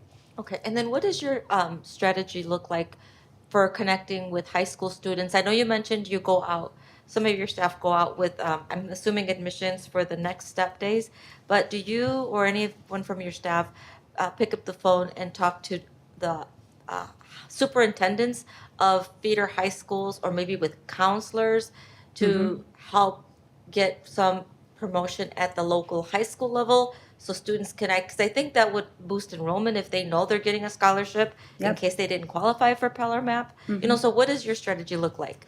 Yeah, our scholarship coordinator, Kelly Baker, actually connects with our high school counselors every year, works directly with them on our high school merit, so they know her and know that they can connect with her. So when the scholarship application opens initially, she sends information to them and has an open communication with them on that. So they have a direct connection to her. We do have a superintendent that sits on the foundation board, and I'm happy to have conversations with her about how I can actually connect with the superintendents. I know Klein has a great relationship with them too, so I can work with him to kind of build that on that end, just beyond the high school counselors. Okay, thank you. You're welcome. And Trustee Morales, just one more thing. Actually, tomorrow we're having a superintendent's breakfast, which is something we do on a regular basis, just coincidentally. Okay, maybe you can bring it up then too. Okay. All right, Yes. thank you. Thank you. Any other questions for me? Just a quick plug. As someone who purchased multiple pairs of socks online, it was very seamlessly to purchase, check out, have them delivered to your door. Yay. And they're super great and comfortable. So A+ would recommend if you haven't bought a pair, please do. We can Thank you so coordinate much. a board sock pick maybe. Thank you. Thank you. Great idea. Anything else? Thank you. No, thank you. Question I have too about the scholarships. Is there any problem yet with, I know we had a Title IX issue, is there any problem with the scholarships being identified for everyone or just for the certain ones, you know, for the women that can apply? I'm just asking because I know we ran into issues there before. So for that, we have made the adjustments that we need to make in the scholarship system. We've worked with donors to make that adjustment. So the donors know then, right? Mm-hmm, yeah. Thank you. You're welcome. Anyone else? Thank you. Thank you, Amanda. Thank you. Item 1.7.6, the Building and Grounds Committee Report with Trustee Elaine Bottomley and Trustee Brenton Bishop. Building and Grounds Committee did not meet this month. We are meeting next month, so don't hold your breath for the report, but it will be great next month. Awesome. Item 1.7.7, the Board Policy Committee Report with Trustee Garcia-Guillen, Trustee Harris, and Trustee Bishop. Yes, thank you. So we did meet on the 28th of January. In front of you for today, we have a few policies under 4.1 that are going to be the first reading of board policies. That includes electronic attendance at meetings, discipline non-union employees, student identification, final exams, and the last one is a cellular mobile device. And then also in front of you, as part of the consent agenda, that is only for review and approval of board policy, you have policy 02.01.03, that is the whistleblower protection. And once we get to the new business, old business, we can go ahead and talk about the different policies if you have any questions. Thank you. Thank you.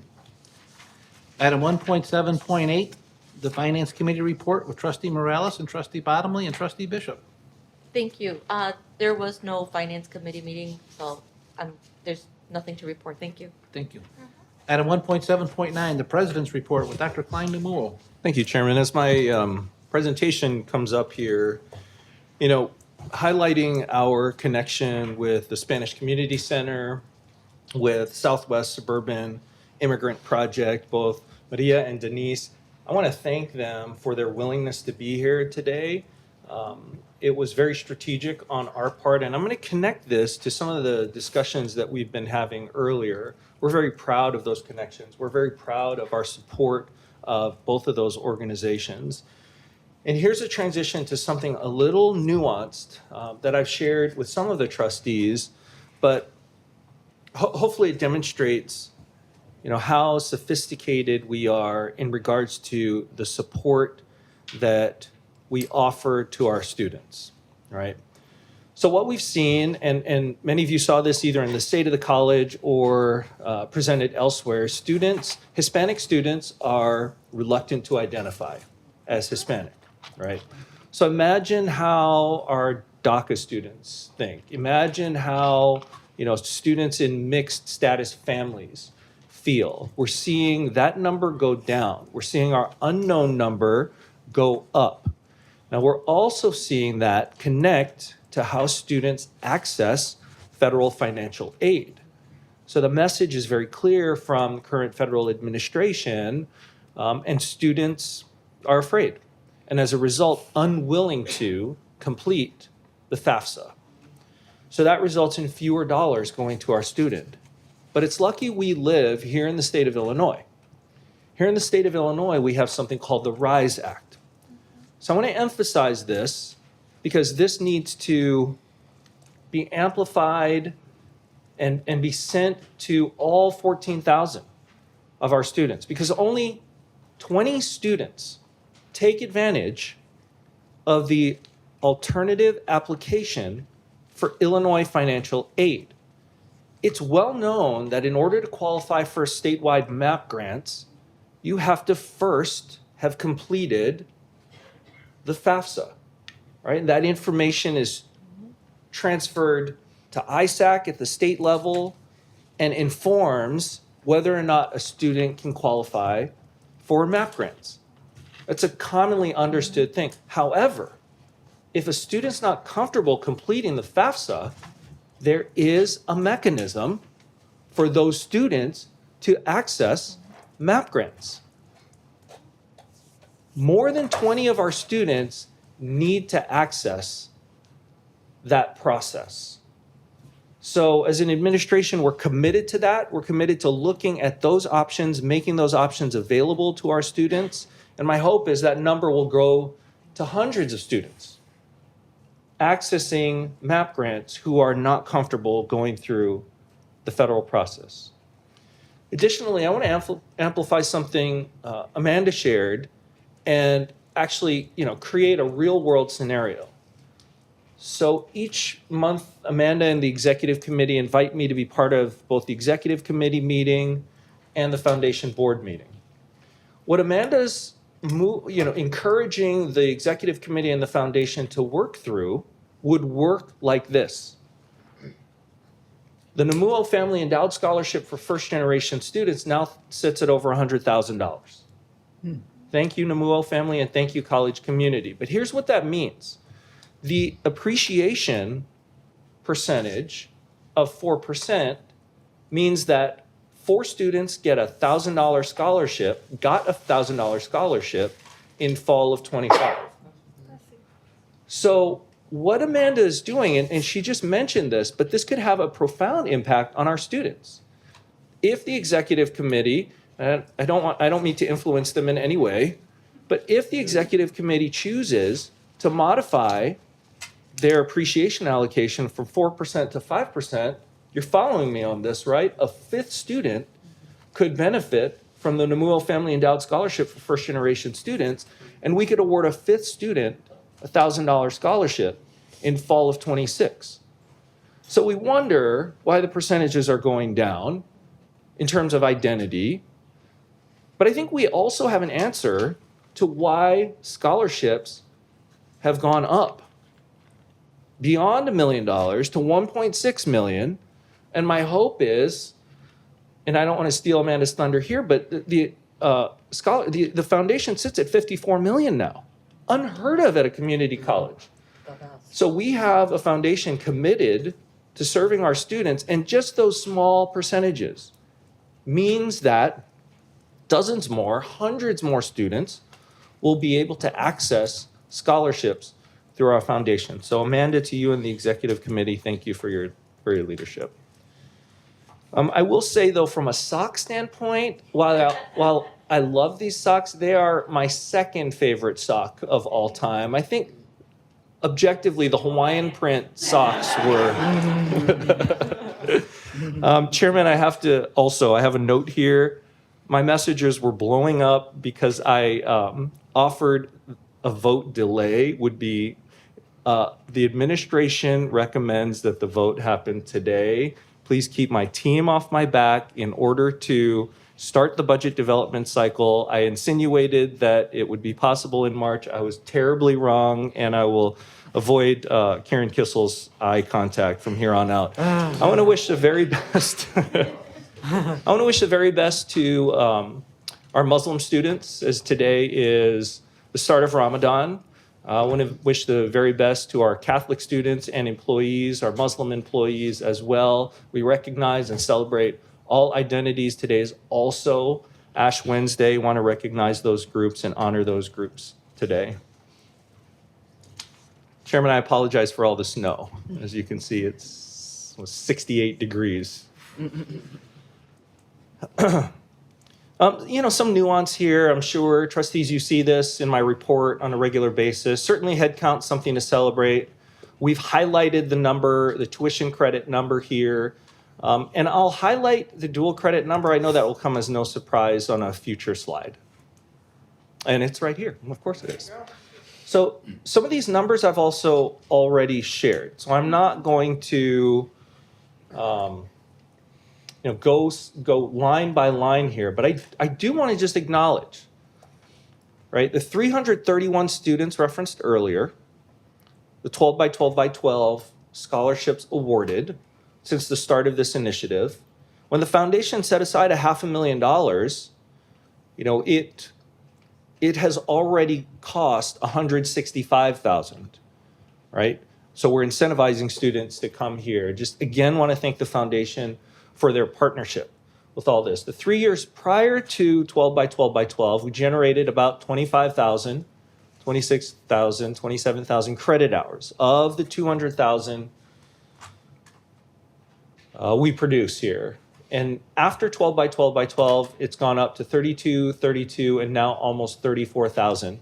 So you've heard me in this room talk about the difference between fall and spring and how we've allocated, and by now you all can probably do that part of my presentation on your own. But what I did for this presentation is this is an annual look, okay? So fall plus spring together, and you could see that in the last 3 years, we've broken credit hour records every single year. And we won't stop there. This is an initiative that we're committed to, and I'd love to see that number keep growing. This is something we highlighted at the State of the College, some great support from the Wolves Pantry, from Senator Capel, Representative Avalar, and not pictured here is Representative Manley, but that group created a food drive across a number of different locations, collected, packed it all in a van, and together with Kelly Roeder Tonelli and I helped get all of that stuff down into the Wolves Pantry. So I just wanted to publicly thank them for their support.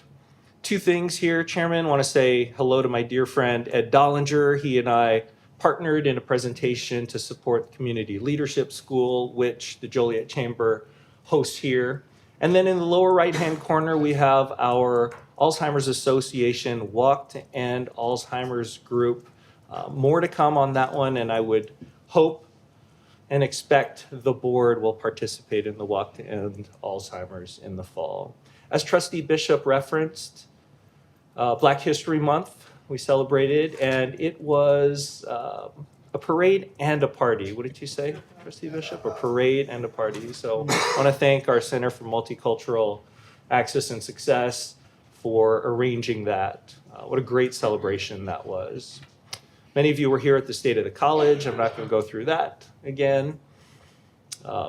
Thank the trustees who joined, Dr. Farmer and I see Trustee Harris in there, Dr. Brooks, Trustee Morales, Trustee Garcia again. Thank you for joining us to celebrate and honor the legacy of Dr. Martin Luther King. And want to thank the Grundy Economic Development Council for inviting us to share our tremendous progress out in Grundy County. So thanks to my friend Nancy Norton here. So Chairman, you're going to love this one. It's Wolves in the Wild. You've got your own Wolves in the Wild here, but this is a two-parter. Shout out to Chief Evans, shout out to Chief Carey, who presented an update on the incredible things that Joliet Fire do and the Joliet Police Department do. They were able to present as part of the Joliet Chamber's community events calendar there. But let me tell you about who that is on the right-hand side. And just a show of hands, does anyone know who that individual is on the right-hand side? Okay, there are literally two people in this room. Chairman, you're going to love this. You're going to love this. So Tiana and I like to go to estate sales, okay? So we went into an estate sale company, and a gentleman was sitting down in that chair there. He saw my JJC jacket, and he commented on how fancy it was and asked if I worked there or what my connection was to JJC. And I said, I do indeed work there. And then, that's where it stops because I normally stop it right there. He said, what do you do there? Oh, here we go. So I proudly serve as the 10th president of Joliet Junior College. Immediately begins to rise, to shake my hand. It turns out I was shaking his hand because the individual you see there served as the Dean of Students under Elmer Rowley, the very first president of Joliet Junior College. So to the college community, I present to you Hank Pillard, Dean of Students, circa 1967. Wow. That's a pretty good Wolves in the Wild, is it not? Okay. Yeah, that's okay. a good one. That's a good one. Oh, let me do a drum roll, please. Over the last 2 years, we've had 2 very successful lobbying trips. Last year, Trustee Morales joined, Trustee Queenie, Trustee Harris, and I. And this was right at a time when the federal administration was transitioning from President Biden to President Trump. And there were a flurry of executive order related activities. So together, we advocated on behalf of JJC, Illinois community colleges, and community colleges as a whole. This year, Trustee Harris and I were joined by Kelly Roeder Tonelli, Trustee Bishop, and the secretary of our board, Trustee Elaine Bottomley. The point of difference strategies representatives to include David Adelier, our federal lobbyist, a gentleman by the name of Jim Durkin, the former minority leader of the Illinois House of Representatives, as a collective group helped us secure $800,000 from Senator Dick Durbin for the Entrepreneur Business Center.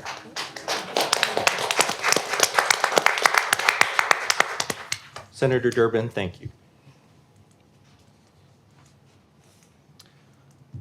I want to say shout out to our friend of the college, Lauren Underwood, and another friend of the college, Congressman Darren LaHood, as well. Trustees, really appreciate your support of Future Wolves, another future-focused initiative, and here's the celebration of success. From July of 24 to today, the traveling trackman has made its way across 13 different districts, has held a total of 28 events, and the traveling trackman, supported by our dear friends at Constellation Energy and ExxonMobil, has reached 9,705 elementary school students just like that. So how about a hand for our partners and Future Wolves? And a great transition to our friends at Constellation Energy. Trustees, perhaps you've heard, in college community, we are a finalist for the American Association of Community College Awards of Excellence in the Outstanding College Corporate Partnership Award. I want to send a thank you, although her picture's not here, friend of the college, Sharon Johnson, who also serves on the Grundy Exploratory Committee, for being our partner for securing resources to acquire a traveling trackman, to make its way out into the community so that nearly 10,000 students, as of today, can view a Constellation show in their gymnasium, in their cafeteria, and that, for many of them, is their very first college experience. Now, Chairman, I know it's been 68 degrees outside. I know there's not ice to be seen, but I do want to acknowledge, as an employee spotlight this year, or this month, excuse me, our incredible grounds crew.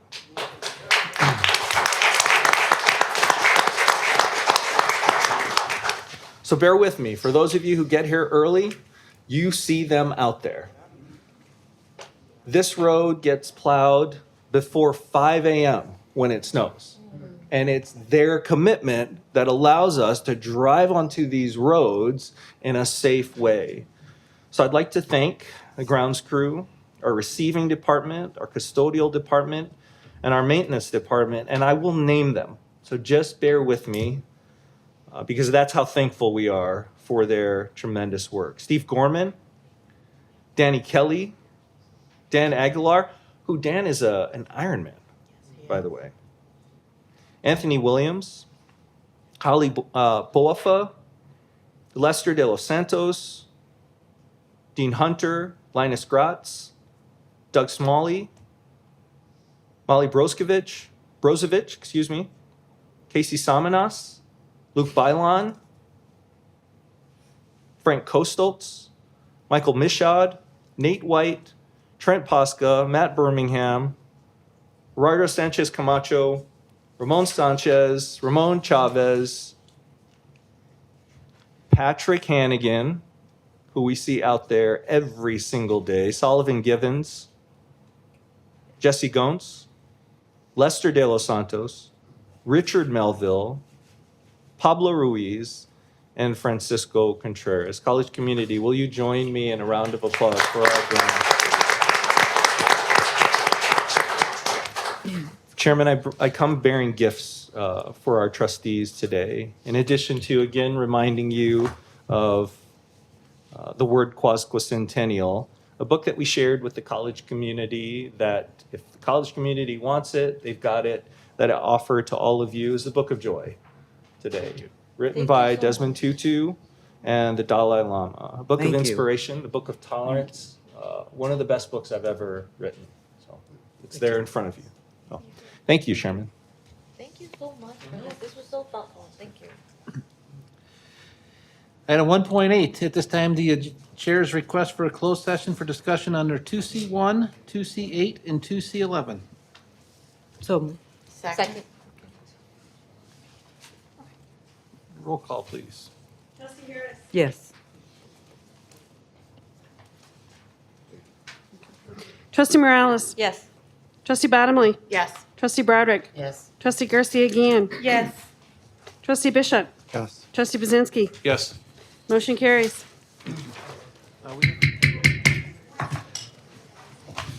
At this time, I'd like to request a motion to return to public session, please. So moved. Second.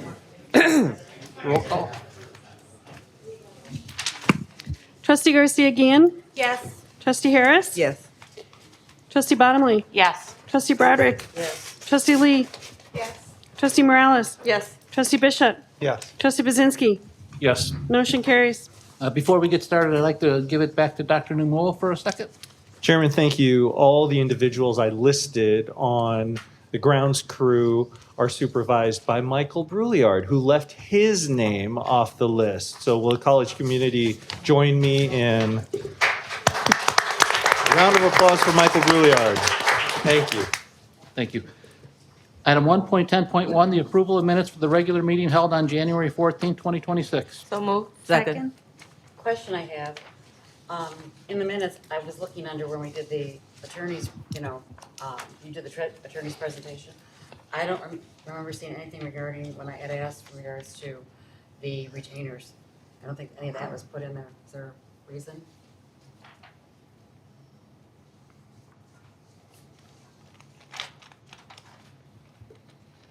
They don't know the answer to. The minutes are a summary, but they're not verbatim. No, but that was one of the key things that was asked about retainer program. I mean, you got in here all the highlights, and I didn't realize that we had extended, I'm still looking for where did we extend the contract? Because I went through all the minutes trying to find it. Where did we do that at? We extended for the additional 2 years.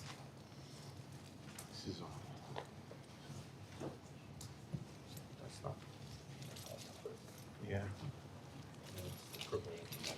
Yeah, it's not part of the minutes. I'm just asking that in this area, because that's what it said, and I'm asking, so.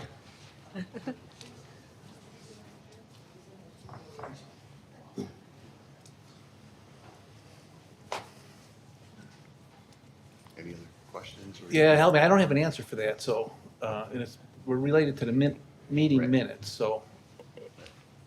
Yeah, and that's what Karen had mentioned, that's why I didn't see that in there, and I didn't see anything about the retainers, that's my question. Because it said we extended it for 2 more years, the contract, and that's why I'm asking, why is it in here, and why isn't the retainers mentioned? So I'm saying that just as a point of reference.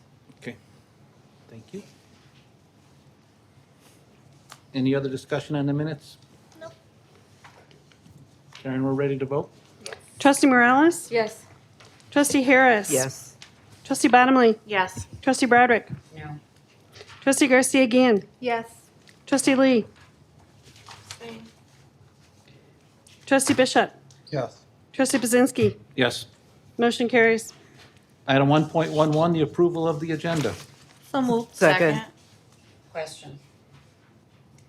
Can we go back to having the agenda like we used to? And I'm gonna say used to because we used to get the agenda from the president, review it, if there was anything we wanted to add or subtract or talk about before it went into permanent, that we at least, the board, the trustees got to see it and make plus or minuses to it. We don't get to, because even when I ask for agenda items, I never see anything. It seems like it's just here and that's it. Is there anything we can do about that? Well, we had been doing that. Karen had been sending out the minutes quite a bit ahead of time. Last week, we happened to have multiple people from the staff in DC. The agenda wasn't finalized until they got back, and we were still waiting some other input into the agenda. So the agenda wasn't ready, which is why the board books did not go out till Saturday. That's not business as usual. It just happened to be that the staff was all out of town that week, so. No, I understand that, but I'm saying as a general principle, can we go back to getting the agenda so the trustees can review it as it's not complete yet, then go back with any suggestions and then, or.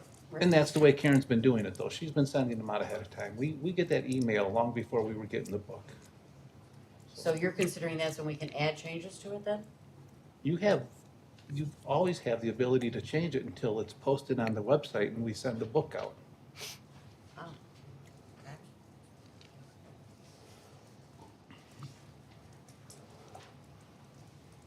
Any other comments, or are we ready to vote? Ready to vote. Ready to vote. All those in favor say aye. Aye. All those opposed say no. Motion carries. Item 1.12, the approval of consent agenda as presented. So moved. Second. I have some things that I'd like to have pulled out. Hold. Ready? Yep. 2.1.1, 2.1.3, 3.2.6. And that's it for me. Any other items to be pulled? 3.6, 3.7. They're not going to be part of the consent agenda. Those are non-consent. Has a little too much. Oh, I see. Okay, never mind.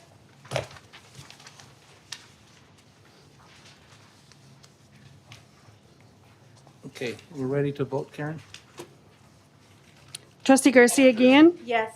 Trustee Harris. Yes. Trustee Bottomley. Yes. Trustee Broderick. Yes. Trustee Lee. Yes. Trustee Morales. Yes. Trustee Bishop. Yes. Trustee Bazinski. Yes. Motion carries. First pulled item is 2.1.1, recommending the approval of the appointment of Chief of Staff for Strategic Initiatives and Operational Excellence. So moved. Second. Discussion? Yeah, You could either go or don't talk. no, I'm just waiting for the chair to say something, Just not the go. vice. I did have questions that I sent in, and that's where I was concerned about, asking about how long are we gonna maintain keeping this works going? Because I see that we have a September and October, how much further are we gonna be going with payments for them?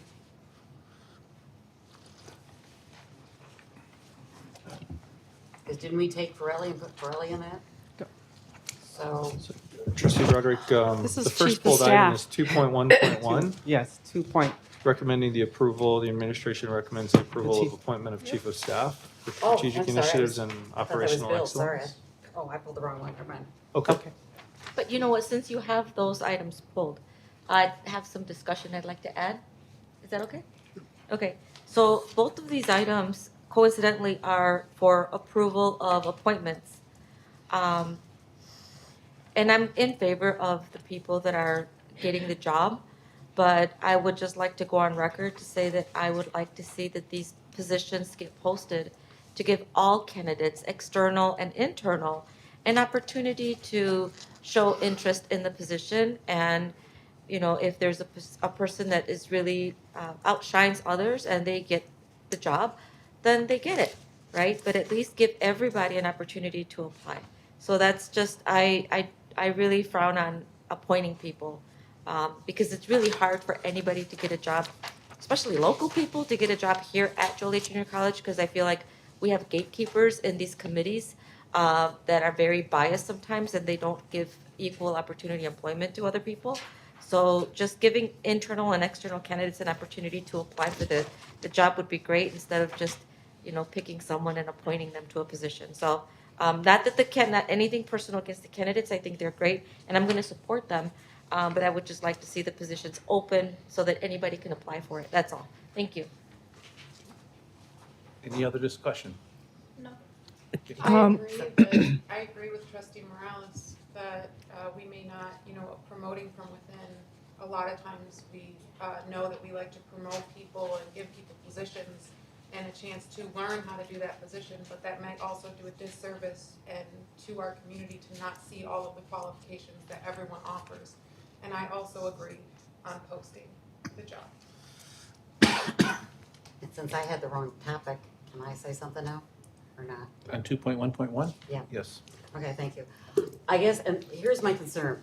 I'm concerned about the position because when we brought in the EVP position, which I was responsible for researching it, I'm just curious to find out if other colleges now are having an EVP plus this position, because you want to look at the balance of the workload, and it was basically to balance out so the president could have some more freedom to be out, and it was supposed to be genuflecting into being preparing for that person to be possibly into the president's position too, to be ready to, go into that. So I'm just trying to figure out if we at our school size are in need of this position too, and that's what I'm asking, okay?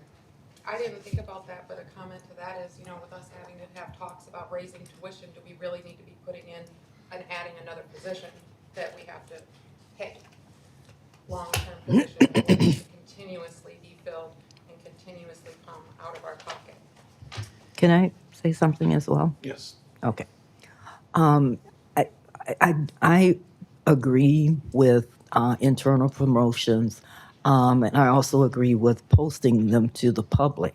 But what we have to understand is if we know that the person that we're contending will get the job, it's not a good idea to post it to the public, because then when you hire your internal candidate, it looks like we've deceived all of those applicants.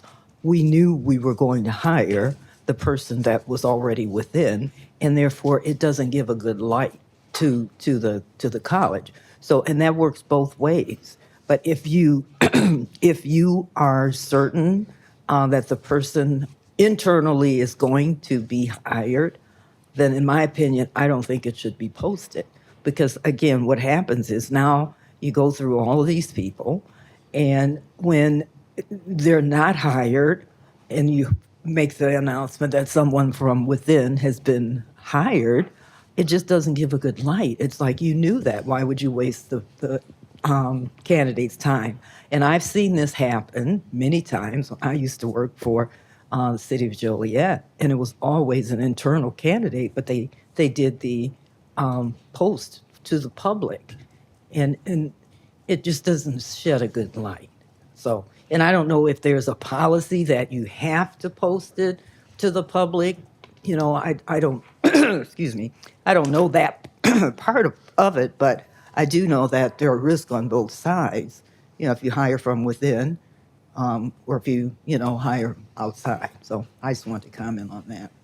I think that is exactly what Trustee Morales is talking about, and the transparency in hiring, and that other candidates are not given a proper shot, and the fact that you think that we could just go through and open it up to the public, and then but the administration would know that they're not going to hire any of those candidates. To even say that goes to say a lot about how you feel about the transparency that this administration is giving. Well, I have to debate. We got to do this in order. We're Oh. doing rebuttals here. We No. haven't had Trustee Garcia-Guillen a chance to speak. Trustee Bottomley hasn't spoken. Trustee Bishop hasn't spoken. So, Trustee Garcia-Guillen, do you have anything to add to this? Not at the second. Trustee Bottomley? I think that I just have a quick question that I think that staff would be more than capable to address. And some of the questions have already been brought up, and just seeking some additional clarification that this is a position that's already fully funded. This isn't creating something new, correct? Mm-hmm. That is correct. So I just want to remind the board that this position is a repurposed position. out of my area. And to respond to your question, Trustee Broderick, I believe there are only 2 executive vice presidents in the state of Illinois. It's my understanding, right, Dr. Namuo, myself and someone else. And most of us are moving towards this motto, because if you're responsible for the day-to-day operations of a college and all the initiatives that we're moving forward, it's important to select a strategic partner like Dr. Reyes to work side by side with me to move things forward. Yes. This may not be a new Wait. specifically Trustee position. Bishop. I appreciate the opportunity to comment. I have no questions at this time. Thank Okay, you. now you can speak. This may not be a new position as we worked around things to open up for it to be paid, but yet this is, and I would like to see the discrepancy on what did we move around and what positions did we get rid of in order to make room, like you said, for this position. Well, we didn't get rid of any position. Okay. I had a position, specifically a senior administrative position. So I repurposed that position to meet the needs of the executive vice president office. I do have a comment. Are you finished with your rebuttal? For now. If I think of anything else, I still have some. Well, no, we're not coming back a third time. I can come back until my time is done. That's No. wrong. That's part of policy. that No, we it's not have. part of the policy. We spoke at the So very you're beginning. cutting my time. Thank you. No, you're cutting your time. You're either done or you're not. Are you done? We have 5 minutes per policy for us to speak. It doesn't. So at the beginning of the meeting, we discussed parliamentary procedures before we even started. So I'm asking you, are you done? Per policy, I have 5 minutes to speak. I'm done. Thank you. Thank you. Just to let you know too, when we were researching this, when I was doing the research on it, we were the ones that basically started it because most of them were chief of staffs. They wanted to name them chief of staffs. We decided it was better to have an EVP instead of the word chief of staff.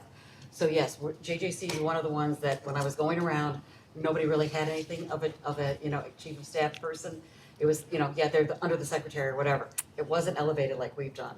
So I understand where you're coming from. So I do appreciate that. And I do understand what you're saying. But I'm just saying that I'm trying to understand and compile the rationale behind it because I did a lot of study when we put you're in that position, And I thank the board for this wonderful position. Thank you. Trustee Morales. Yes, I'm glad that you can repurpose the position into a chief of staff, because I do think that our EVP does a lot, and she has a lot more people reporting to her. So I support the restructuring of it, and I support the person, both people that are going to get these positions. I do. It's just the process of letting others apply, because even if you let other people apply, you get to see their genuine interest in the job, and they can showcase their skills, and they might be better off in a different position down the line, but at least you get that opportunity to build that bond with the candidates that are applying for the job. That's all. Thank you. Thank you. Trustee Garcia again. I just want to give the board a reminder that the item that we were actually discussing to start off with was 2.1.2. And that would be the one that we're going to be voting on. Correct. Trustee Bottomley. I'm good. Trustee Harris. Do I get to respond? This is your rebuttal, yes. Okay, all right. I obviously didn't make myself clear. The point that I was making earlier is I agree that promoting from within is a good quality. It's very helpful to the organization or the college because you have someone that has been comfortable with the makeup of the organization, and you've already seen their skills. And if that's someone that you're going to hire, in my opinion, I don't think it's necessary to post the job. Because if you go through those apps and you hire the person from within, it's not a transparency issue, it's a time management issue, in my opinion.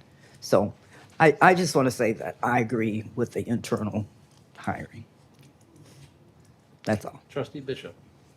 I have one question for probably Dr. Farmer in this instance, and it's arguably the one we should all be asking. How does this most directly impact and benefit students?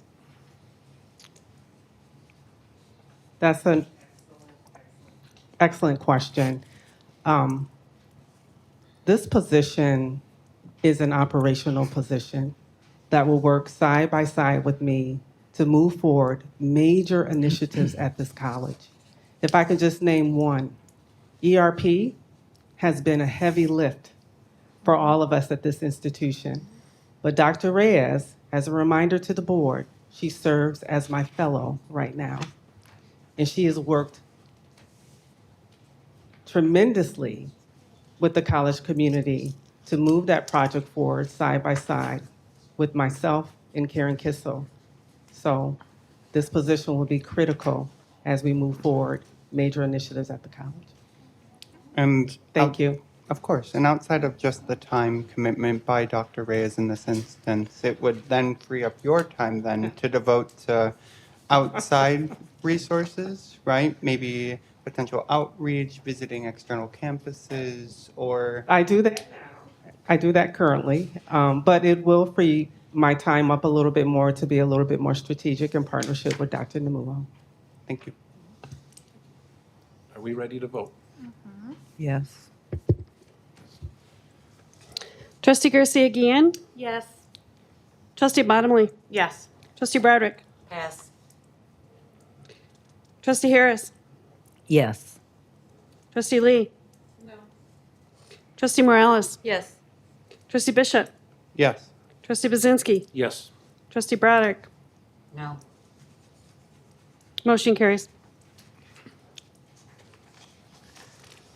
Next pulled item is 2.1.3. Oh, she's here? Could I take a moment to introduce Dr. Erica Reyes? Yes. Please do. Thank you.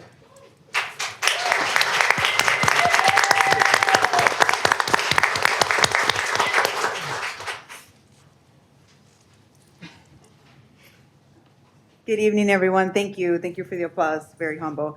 My name is Dr. Erica Reyes. I've been at JJC almost 7 years, but I've been in higher ed for, I think, going on 23, if I say it out loud.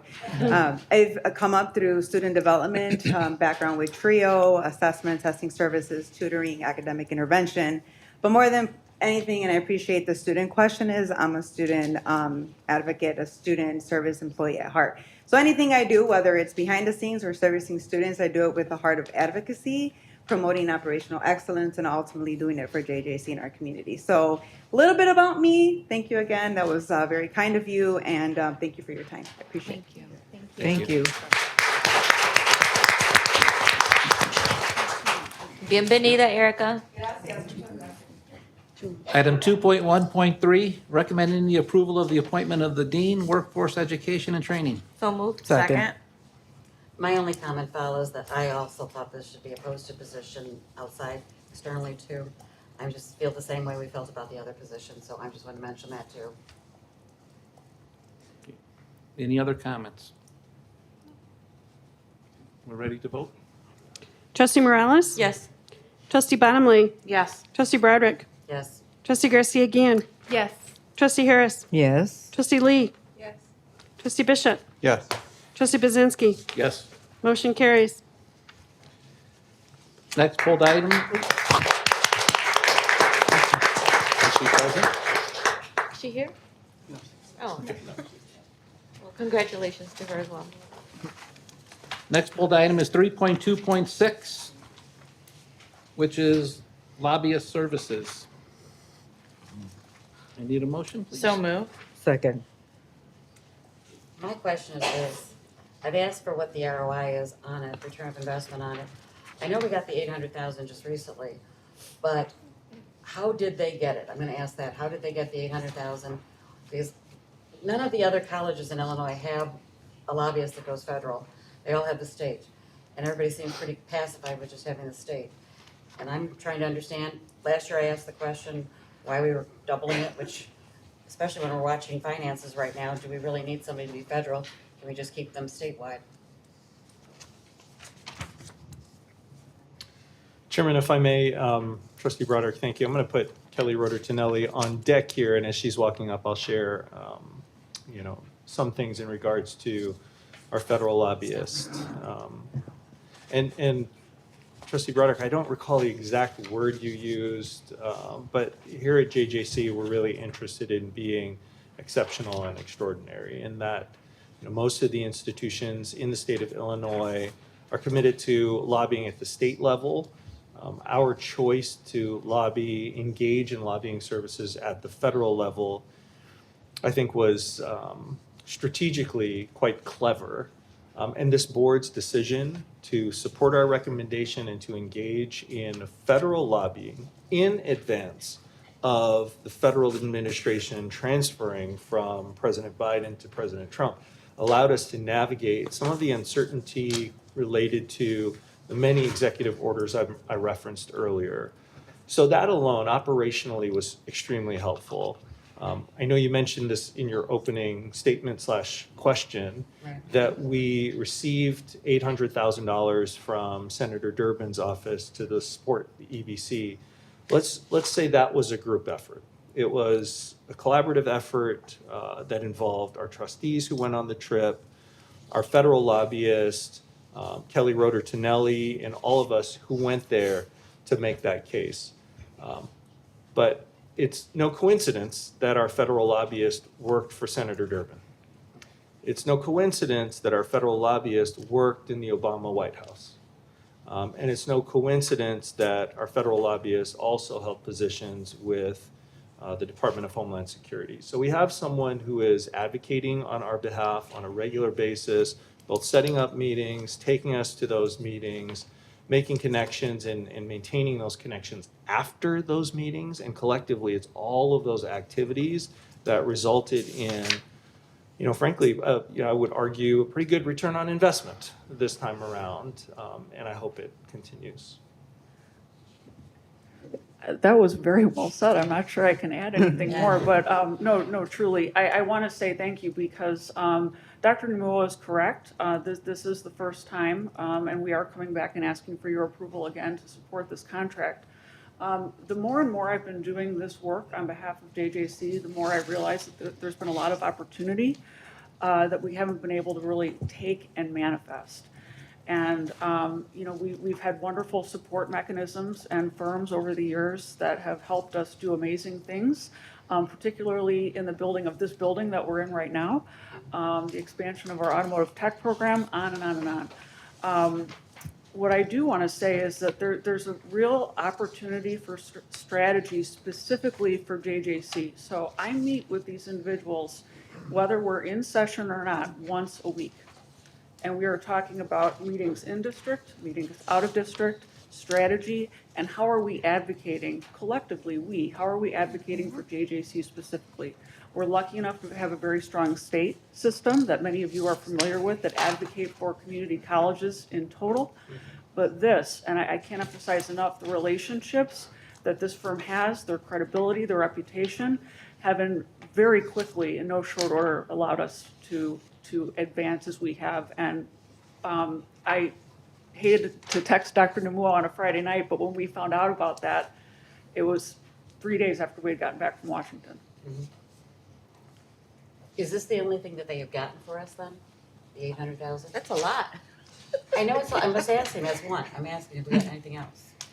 Not yet, but we've got our legislative priorities that we're working on both at the state and federal level. So when we went to Washington, we had things that we were specifically, projects we were advocating for, JJC specific. Right.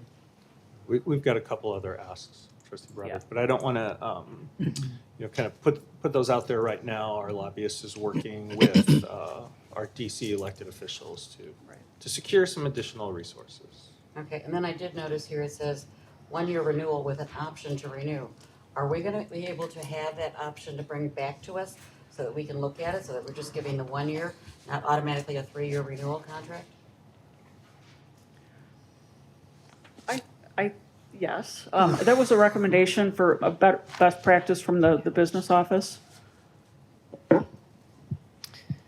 Normally, our contracts are 5 years long when we go out to bid. So this was a 5-year contract. We brought it to you 1 year, so this would secure it for 5 years. We would renew it 1 year at a time. It would not be brought back to the board in this instance. So it's not going to be brought back to us another 3 times then? No. it wouldn't. You're giving us approval if we would like to proceed 1 year at a time, incrementally.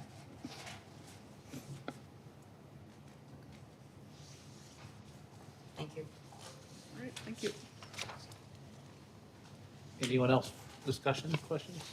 I don't have a question, but I more so have a statement. Having been out to the National Legislative Summit and having worked closely with our folks and friends at Point of Difference, the value that they provide is really apparent. And I know that one of the things we talked about was the upcoming congressionally directed spending, and putting on what my work hat is, going through that as an employee and applying for those funds and trying to navigate, am I filling this out correctly? What am I doing? Does this align with the priorities of our representatives? Having a lobbyist that helps navigate through that provides so much value and reduces staff time that has to be spent to go ahead and make sure that we're really clearly prioritizing the right things to the right folks. So I'm looking forward to supporting this. Thank you. Anyone else? We're ready to vote, please. Trustee Bottomley? Yes. Trustee Harris? Yes. Trustee Broderick? No. Trustee Garcia Guillen? Yes. Trustee Lee? No. Trustee Morales? Yes. Trustee Bishop? Yes. Trustee Bazinski? Yes. Motion carries. Item 3.6, Board of Trustee approval for tuition rates and fees effective fall 2026. This time the chair is calling for a motion and a second. Will there be discussion before? No, you have to have motion. So move. Second. Who moved that? Bottomly.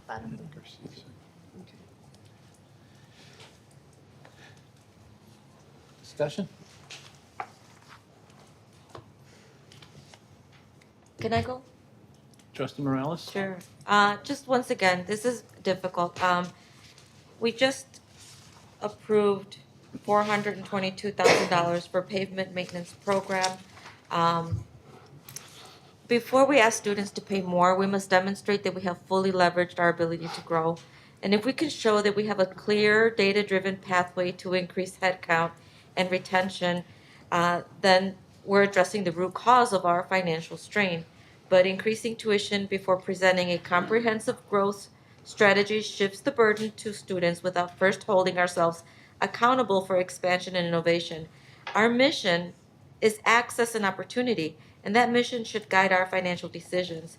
So I'm prepared to support students, but these strategies must be sustainable, strategic, and student-centered so that we're not every 2 or 3 years raising tuition by, $3, $6, $10, whatever it is.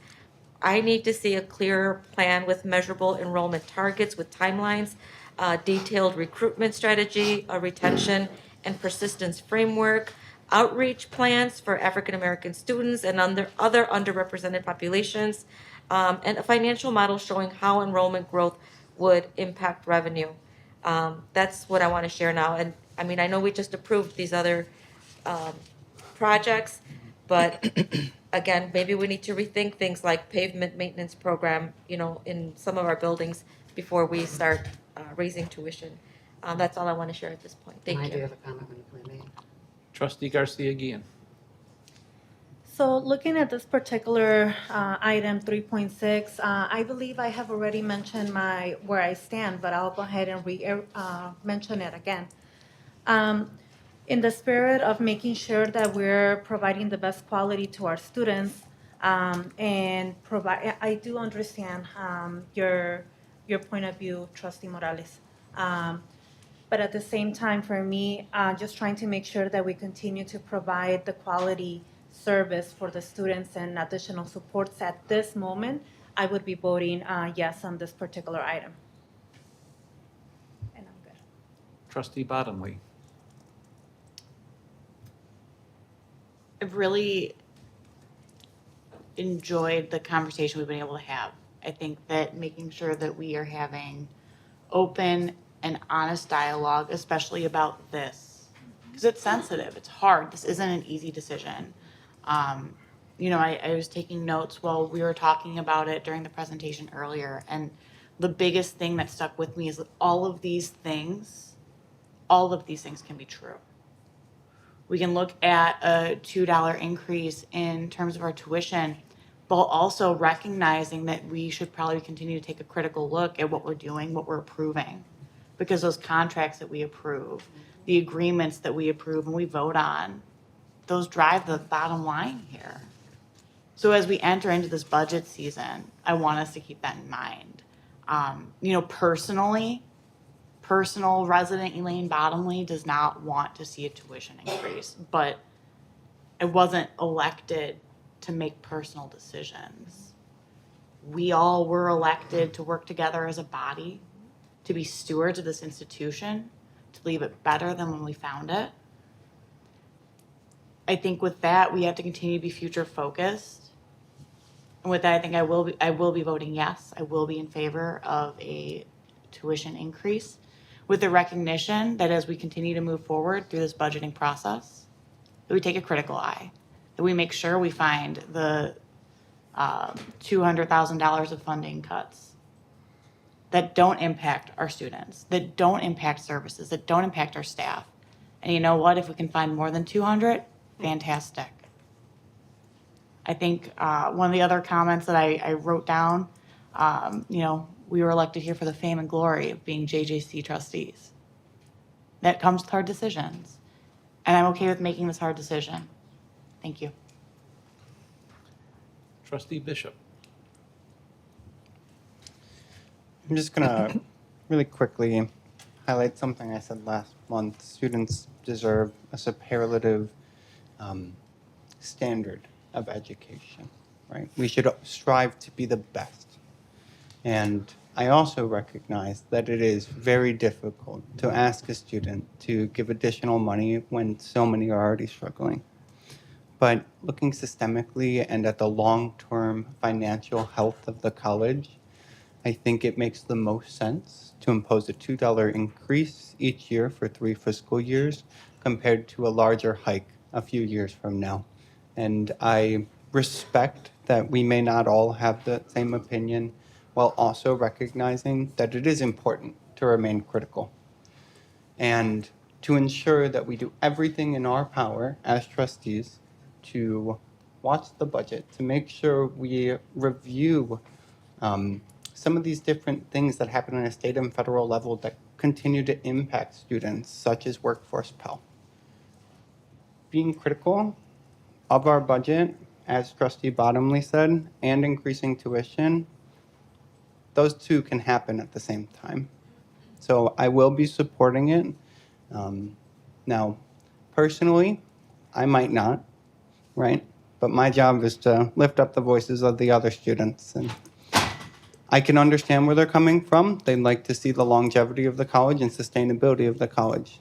So I'll be voting yes. Trustee Harris. Okay. Personally, I don't like anything that increases my household budget, any budget, any fees, anything that's more than what I've been paying.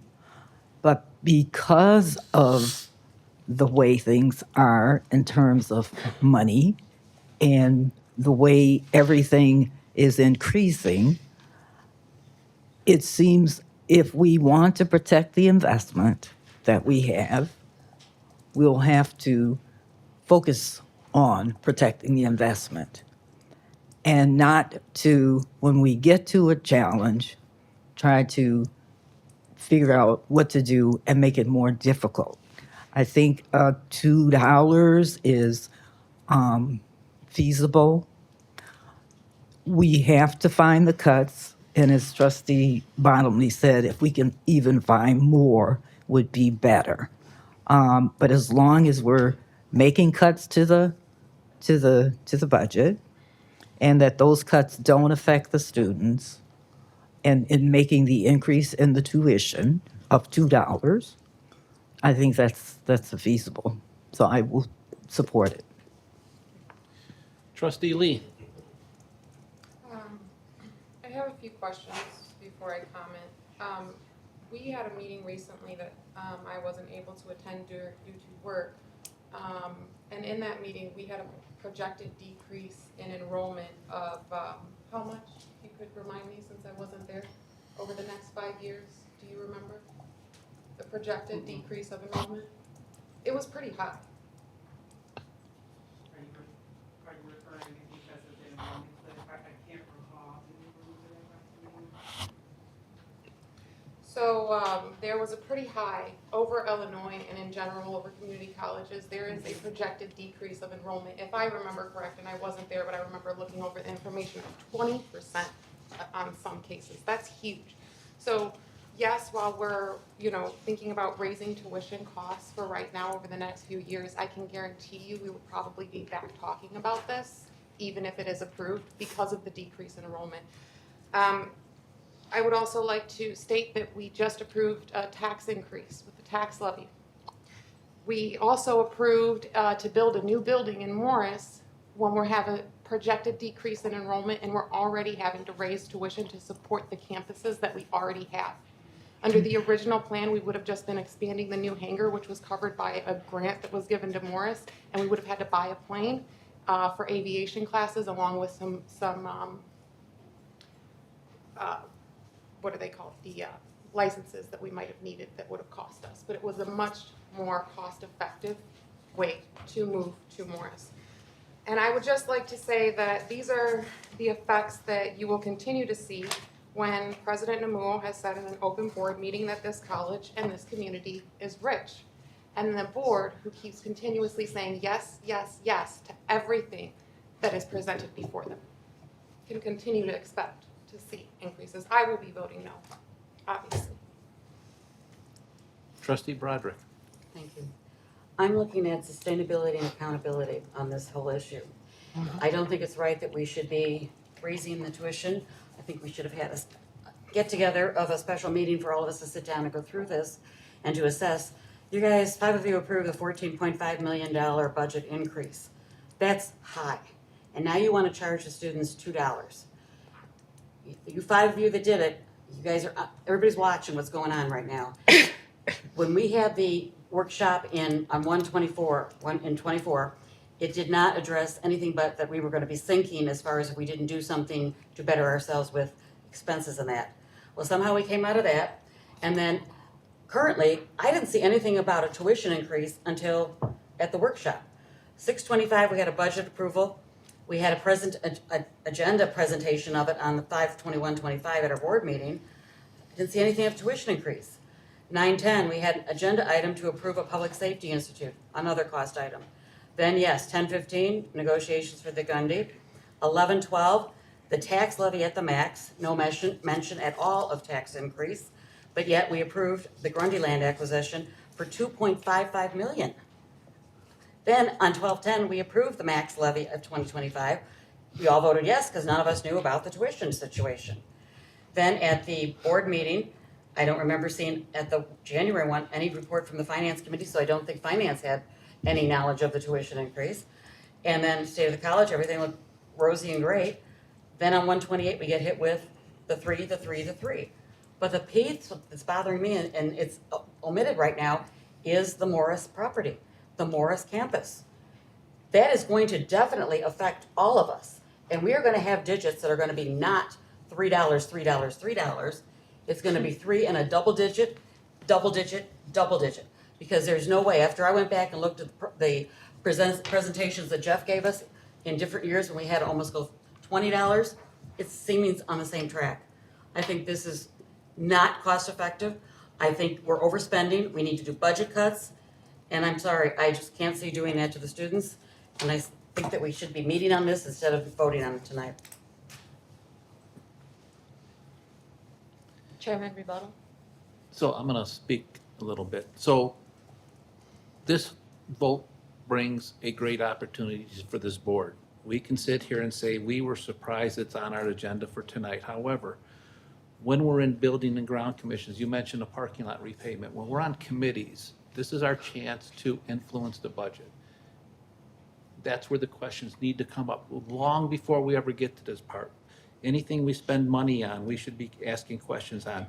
Trustee Broderick just mentioned the Finance Committee. Those of you on the Finance Committee, the same thing. We not push back, but ask for clarification and make sure what we're approving and we're discussing make sense for this campus. I will caution you, and I do this in my personal life, when I work with financial planning for clients, I ask them, are you in your forever home? And if they say yes, and this is where they want to live the rest of their life, we make sure we set aside money so that they can keep this house up. Because I don't want any of my clients living in a rundown house, and I don't want any student here coming to a rundown campus. So we know there's going to be needs for maintenance and repair, and that's where the people on these committees that are board members, this is part of our responsibility, is not, again, not to push back, but to make sure we're making sound decisions when we make decisions regarding the campus.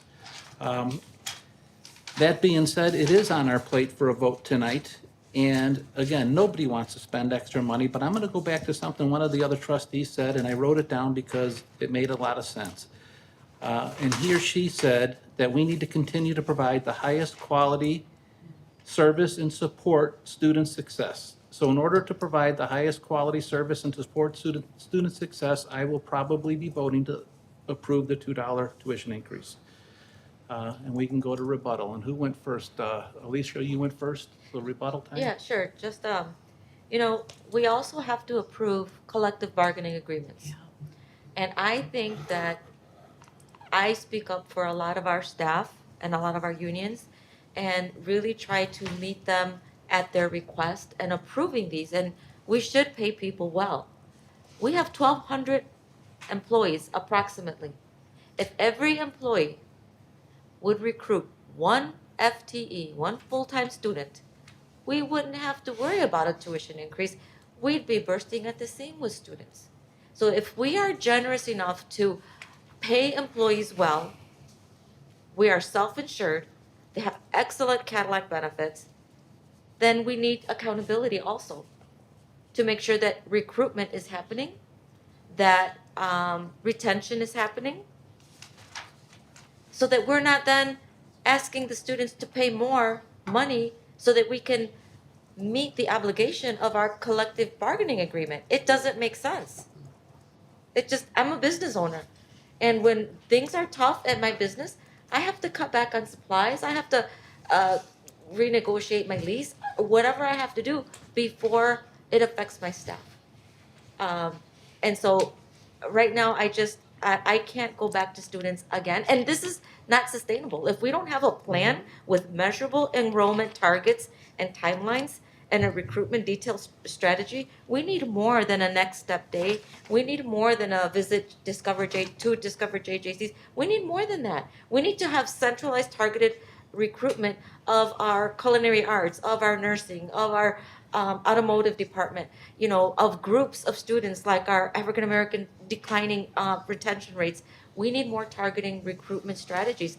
That's all I'm asking. And I want to see a plan come before this board outlining all of those items. That's it. And I can't support it. Thank you. Trustee Garcia again.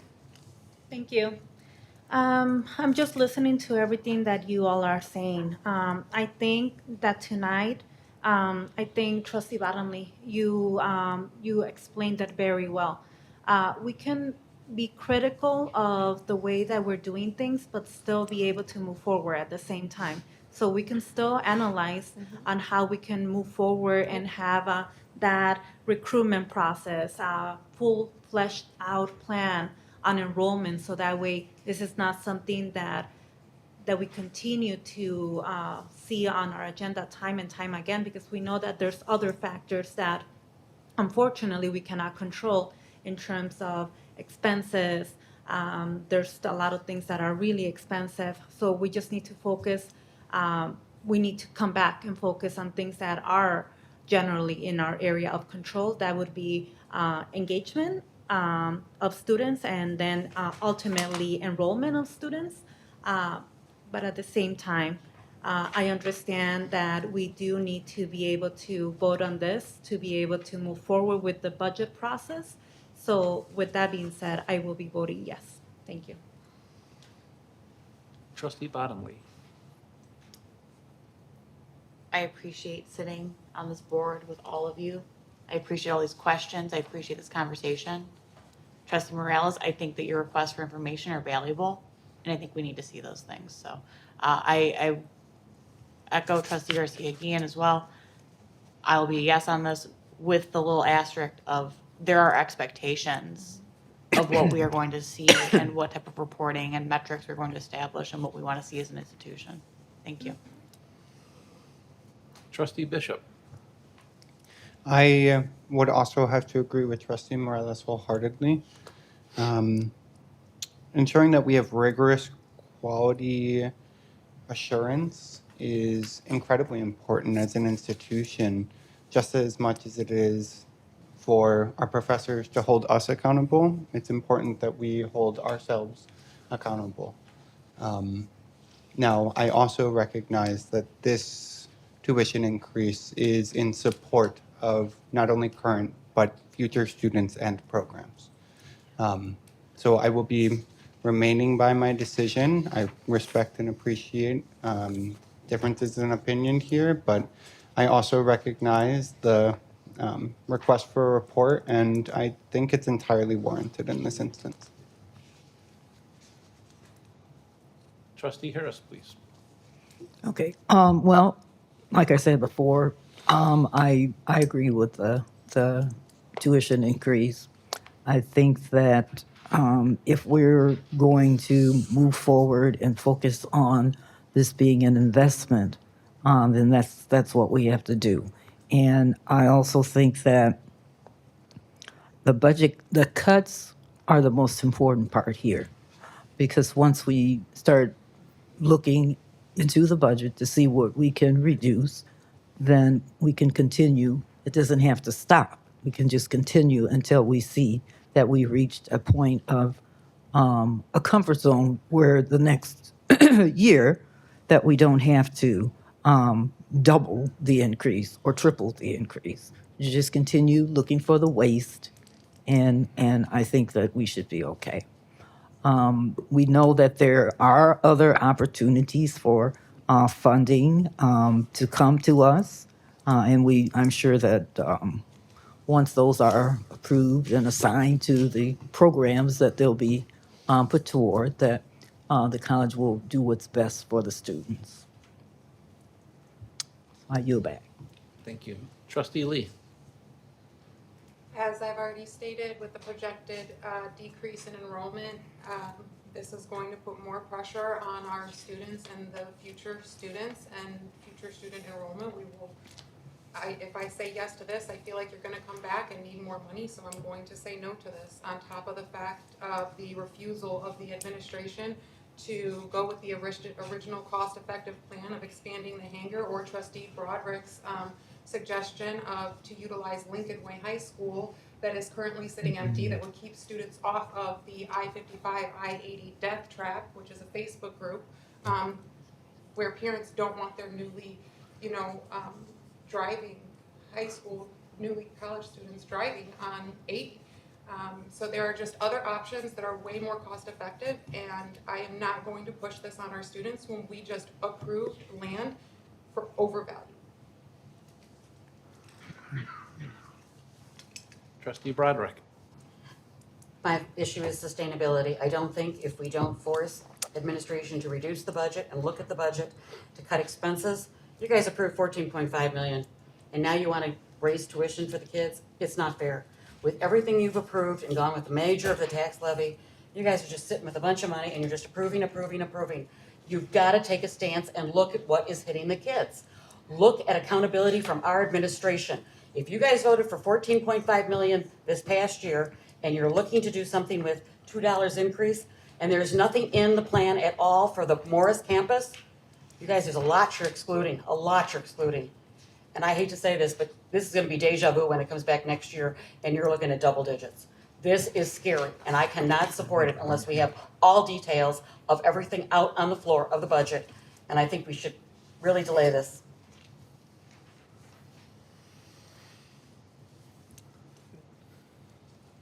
We're ready to vote? Ready to vote, Karen. Trustee Bottomley. Yes. Trustee Garcia-Guillen. Yes. Trustee Broderick. No. Trustee Harris. Yes. Trustee Lee. No. Trustee Morales. No. Trustee Bishop. Yes. Trustee Buzinski. Yes. Motion carries. Item 3.7, Board of Trustees approval of course fees elected, or effective fall 2026. Need a motion So move. Second. and discussion?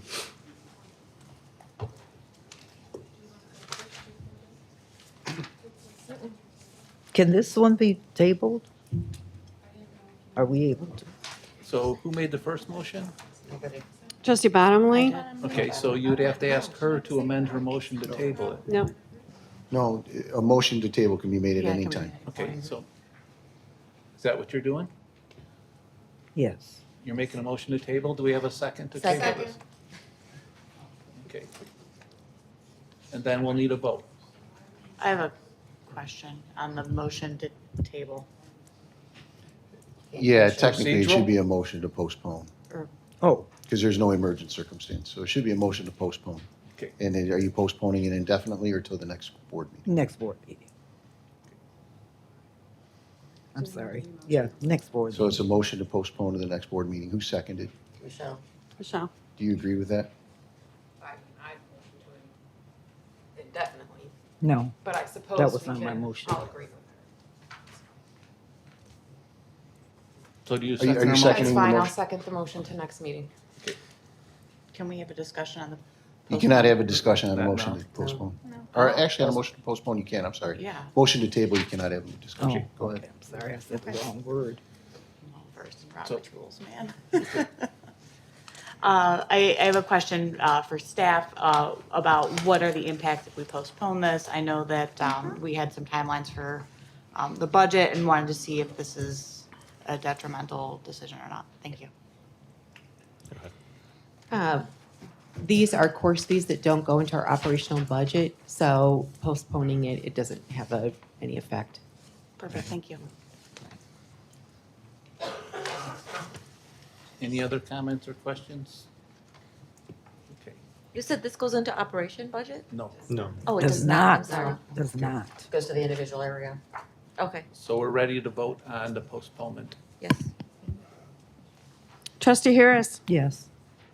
Trustee Lee? Yes. Trustee Bottomley? Yes. Trustee Broderick? Yes. Trustee Garcia Guillen? No. Trustee Morales? Yes. Trustee Bishop? Yes. Trustee Bazinski? Yes. Motion carries.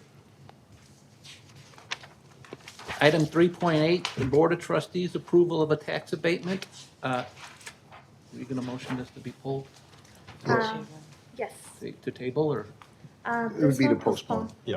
motion to postpone? Yep. Yes. To the next meeting or indefinitely? It would be to next month. Mhm. So motion to postpone this particular item, 3.8, to next month. Second. And the discussion is it's being pulled because it's not ready for us to actually discuss this month. So we'll need a vote. Karen? Trustee Garcia Guillen? Yes. Trustee Bottomley? Yes. Trustee Broderick? Yes. Trustee Harris? Yes. Trustee Lee? Yes. Trustee Morales? Yes. Trustee Bishop? Yes. Trustee Bazinski? Yes. Motion carries. Under new business, old business, we have 4.11, first reading of electronic attendance at meetings. Do you all have any questions on this one? No. No? Okay. And the only thing that we added was the performance of active military duty as a service member as one of the categories of requisites. Okay. I can go to the next one. Okay. 4.1.2, discipline non-union employees. Do you all have any questions?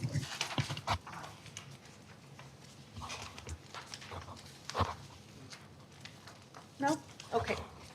Let's move on to the next one, 4.1.3, student identification. Do you all have any questions on that one? No? Okay. I'll go ahead and highlight the change that we have. We added that student identification cards can be updated to reflect the chosen name of students. And this is aligned to our values and our mission of respecting people's identity. Let's go ahead and move on to the next one. 4.1.4, final exam. That one is just cleaning up the language a little bit, minor, really minor modification on the language. Changing instead of syllabus to syllabi. And then the last one is 4.1.5 cellular device, and just taking out some of the outdated language. And all of the policies that we just reviewed, they're going to be coming to you all for second reading next month. That's it. Thank you. Thank you. Item 5.1, representative to the ICCTA, ACCT, Diane Harris. You forgot 4.2? It's the consent agenda. Oh, okay.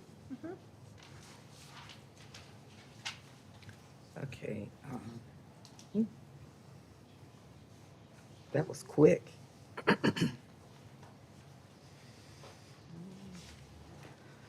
Okay. I'm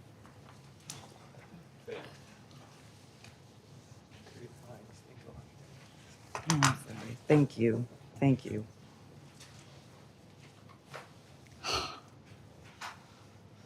Okay. Sorry, it's in here. I'm just looking for the talking points. Okay.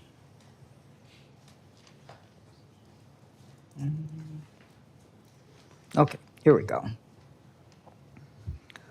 Okay, as you know, we attended ACCT's National Leadership Summit from February 7th through the 11th, 2026, and it was in Washington. Just press this one, put it down. Oh, the next. Okay, all right. And the ACCT has appointed a new chair, and her name is Carol Del Carlo. Chair Del Carlo has been in the Nevada system of higher education for quite some time, and she acknowledges that these are indeed challenging times for higher education. And her tone was to be supportive of each other because it is a stressful time.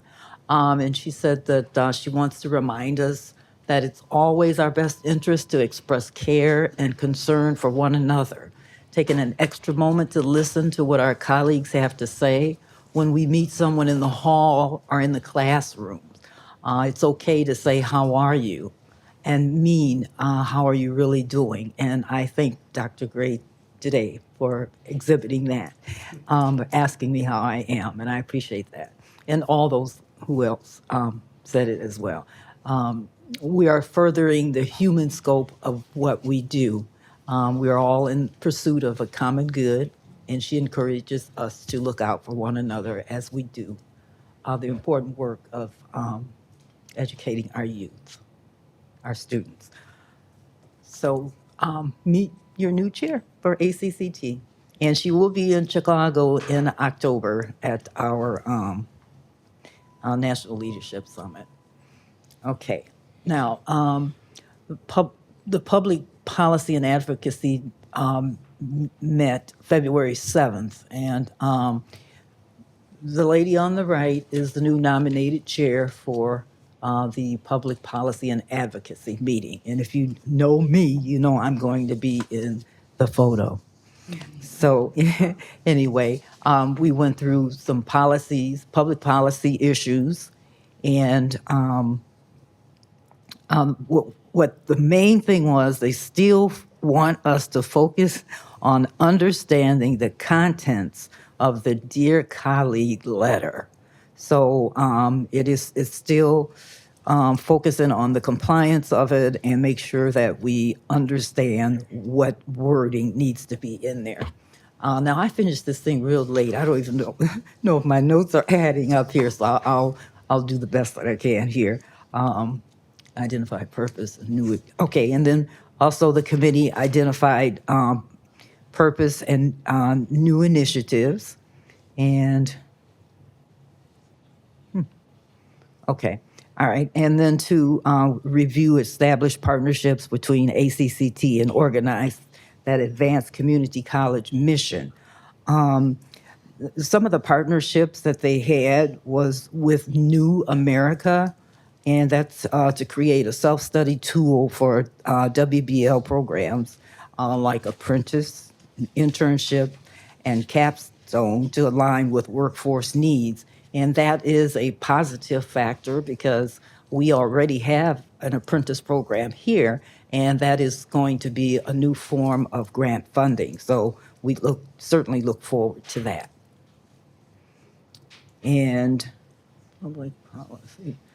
We focused on some of the legislative priorities, and one of them was basically making the Pell Grants tax-free for all low-income students. That was one that was really focused on.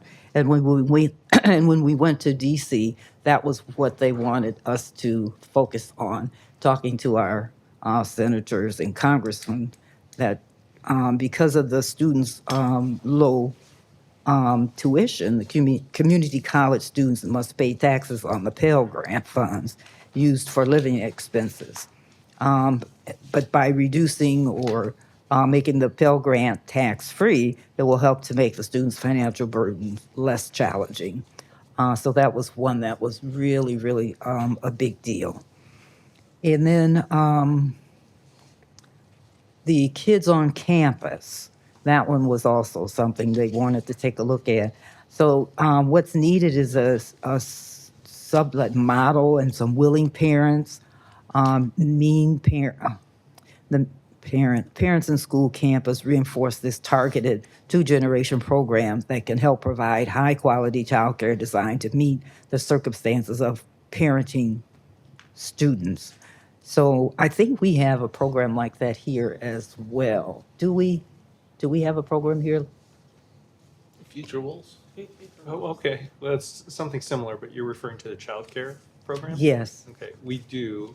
And previously, we had a C Campus grant. We no longer have that grant. But Okay. we do have childcare. on Okay, campus. well, good news, that is a new possible grant, a 5-year grant that ACCT and its partners with the National Head Start Association will demonstrate the viability of a replicable systematic expansion of the Head Start and community college co-location model. So that's just some of the programs that we talked about. And this was the Advocacy Leadership Academy. Um, it was voices from the trustees, views of the trustees. The three people on the left, of course, again, I have to be in the picture. That's Carrie, who is she's the staff for ACCT. And then the next lady, Annette, she was the chair of the African American ACCT caucus. And then, of course, on the right, that's our Joliet Junior College team of delegates. But they wanted us to focus on when we went to Springfield, not only using these techniques when you go to Springfield, but when you're in your own area trying to create partnerships that will be great for community colleges. Always speak from a united front. And I think that's something that we here as a board must do. One voice. And this was when we were on going to DC. Someone sets up and the other hands off. I think Kelly handed it off. She did it before we even knew she did it. So we worked as a team, even during that moment. But always focus on our days and our times. And that way we know what we're going to do and when we're going to do it. Always focus on specific school issues, not issues that don't relate to the school.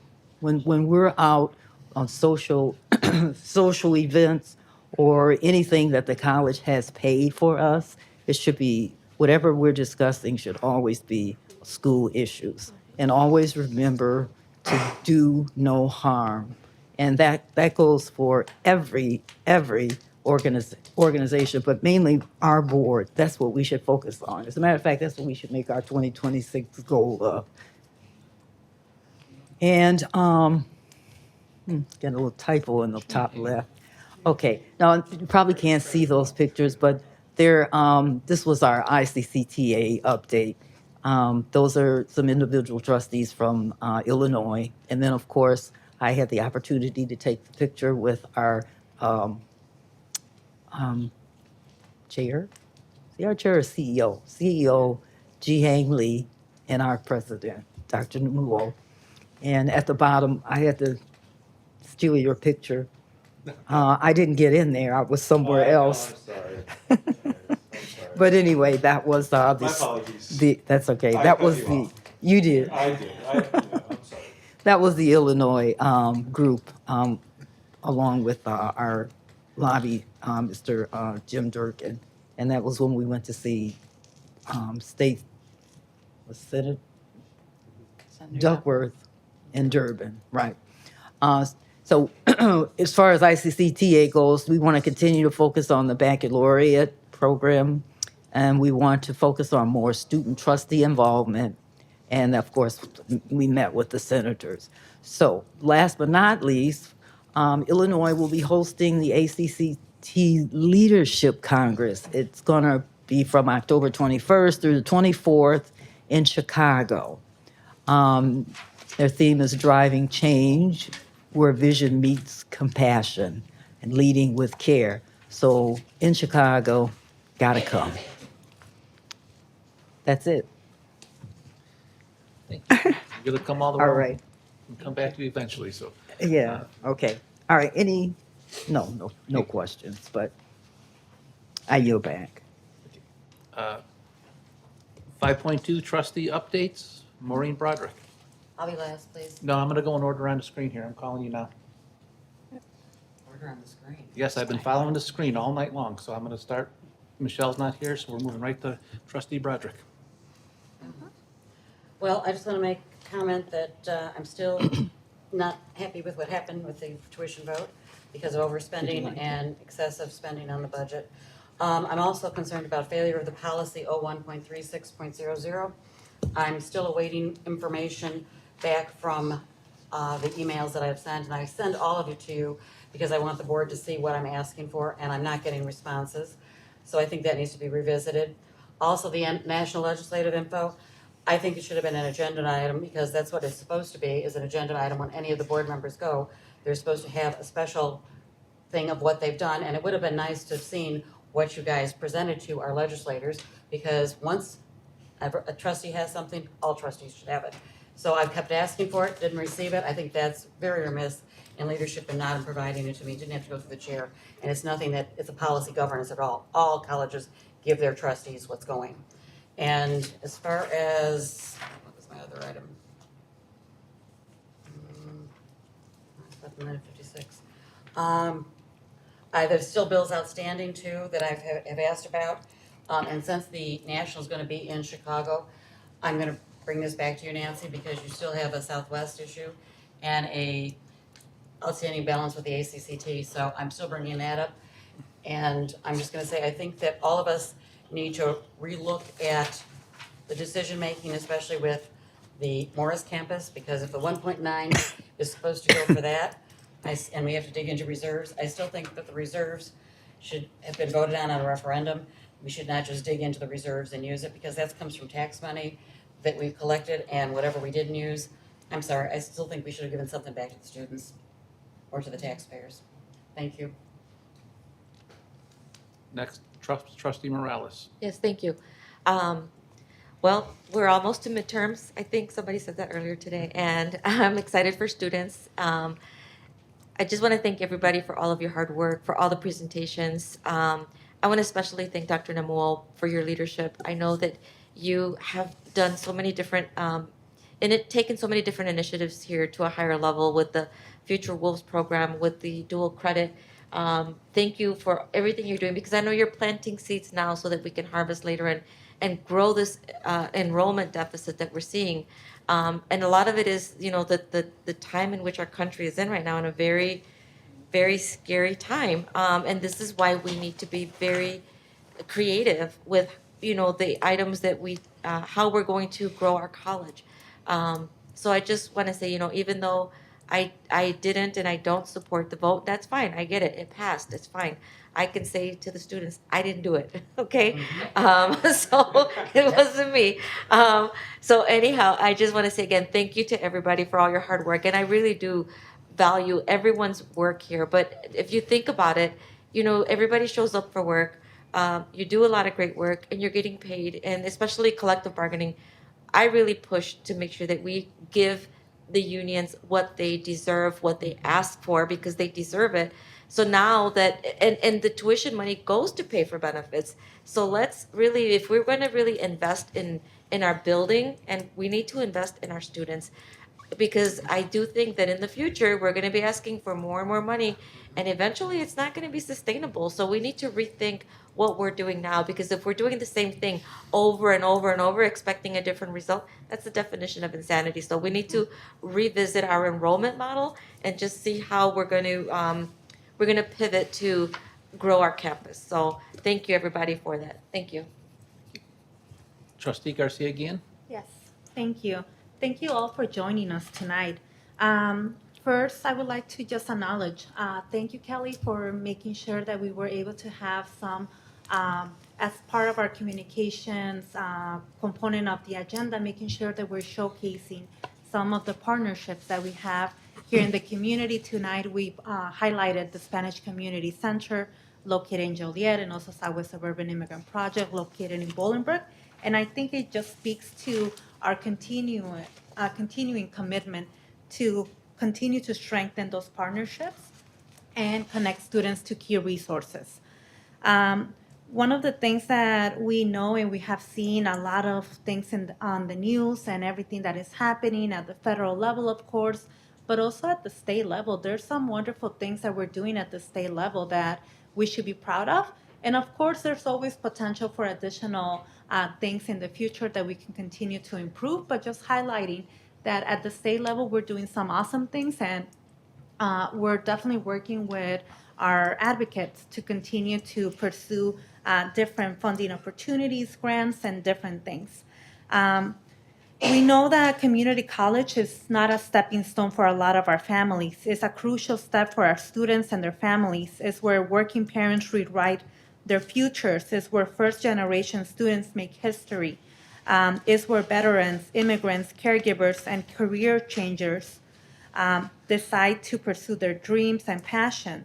We know that the only way to make sure that we're supporting everyone that wants to come to college is to continue to work together. I know that we voted for the tuition increase, that's a $2 increase, but again, that's with understanding that the quality of service that we're providing to students and the support is crucial in order for them to be successful. And I stand by that vote. I was mentioning at the state level, there's a lot of things happening. Today, there was the budget address by Governor Pritzker, and in the budget address, they talked about prioritizing funding for different programs, including public education, healthcare, and workforce development. Everything that is in the budget is going to be crucial in making sure that allows us to continue to support students and make sure that our students have every single tool that they're able to have. We know that every completed credit is an act of progress. We know that every certificate strengthens our workforce, and we know that every degree changes the trajectory of the lives of our students and their families. So all of that is powerful, and thank you for being part of that work.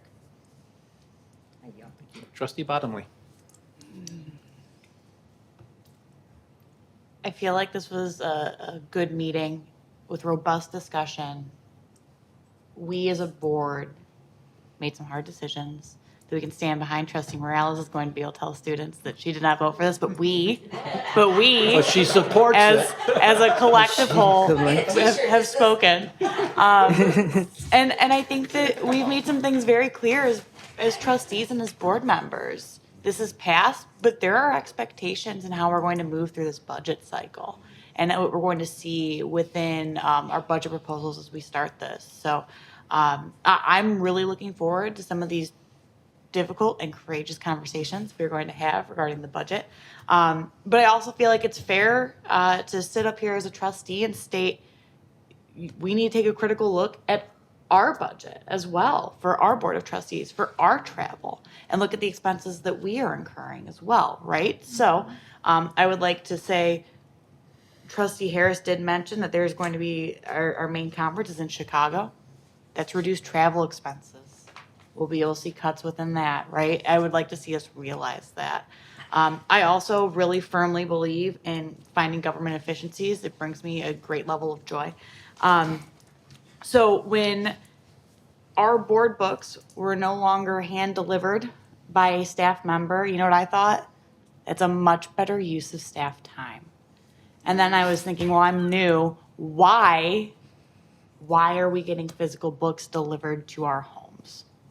It's 2026, guys.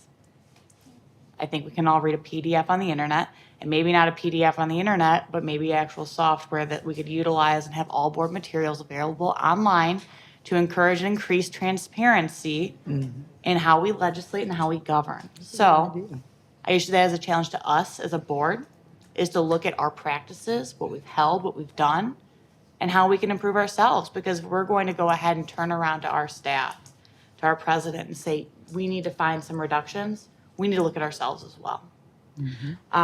With that, I have one other thing that I wanted to add, because all things come back to Robert's Rules of Order. There is a free online training for parliamentary procedure through ACCT on March 3rd, 2 p.m. Eastern Time, so 1 p.m. our time. I will not be able to attend that, but I would encourage everyone else to. Love that. Trustee Broderick is going to help us through parliamentary procedures. So we love a good Robert's Rules of Order. Thank you. Can you register me for that, please? Oh, sure. Oh, do we do it ourselves? Okay, all right, thank you. Oh, okay, thank you. I'll re-forward it to you. Thank you, all right. Remember, I always tell you. Yeah, I can read register. them. Next up is Trustee Bishop. I just really want to, really quickly want to thank you all for the opportunity to engage in these difficult, or as Dr. Farmer might say, courageous conversations. I didn't seek the role of student trustee because I thought it would be all sunshine and rainbows. And I'm very grateful that you've all provided a little bit of stormy skies, because you learn more from the storms than you do the sunshine. So thank you all for the opportunity to learn from you, and hopefully not too many more courageous conversations, but regardless, thank you. Yeah. Trustee Harris. Okay, I just want to say that this was a very tough decision for the board to have to make, but we just want to let the students know that it is an investment in themselves, and we are investing in them. Education is expensive, but in the long run, it will certainly serve the purpose of whatever the student is here for. They will be reaching their goal. We will attract new students as well, and we look forward to entertaining all of the students who are interested in staying here and coming here at Joliet Junior College, because the programs that we offer are definitely here to serve the students. So, and with that, I just want to say thank you, board, for making the tough decision, and we will move with a united front. I yield back. Item 5.3, the chair report. So right now, I think if Pat's still in the back and I'm up here in the front, him and I have the best seats in the house, so we can see everyone. But I want everyone else to turn around, look at everyone else in the room, because although tonight may have been hard, it was still done with everyone putting the student first in our mind. We were thinking of the students first. It wasn't some pleasant, after dinner drink. It was some tough conversation. Yeah. So I just want everyone to realize that although, there may be some hurt feelings or, strong feelings, but it's hard work, it's tough decisions. I don't think it'll be difficult moving forward though. And what I brought to myself and in my mind is in Felix Sarver put it in the newspaper this week that it said that I wasn't comfortable with 3 years of tuition hikes, that I wanted to do something with the $800,000 deficit now, not 18 months from now. So the fact that administration came back to us and it wasn't $3, it was $2, and they already put some thoughts on paper on how they wanted to manage it going forward, I think working with the different people on the committees that we have, that they now know that they're challenged to help on this side, that it will remove some of the surprises down the road, and we will get to where we need to be. I'm confident of that. With that, to lighten things up again, Dr. Numo and I decided we're not ever going to have lunch, even if he's just driving down Laraway Road, because every time we go out, we get interrupted by people who've come to tell us their great experience at JJC. So this is Maya. She came up to us, and I don't think she knew who we were at first, but just another wolves in the wild. And, you know, he's important. I'm not, but, you know, I'm in the picture anyway. So anyway, just another case where, you know, everywhere we go, we're still running into our students, and just keep that in mind, because all of you are too. And you remember the names and faces of people you've been in, and it makes meetings like this, although hard, again, very pleasant to know that that's who we're doing this for, is the students. Like Elaine said, this is, you know, what did you call it? It's a premier event or premier privilege to be sitting up here.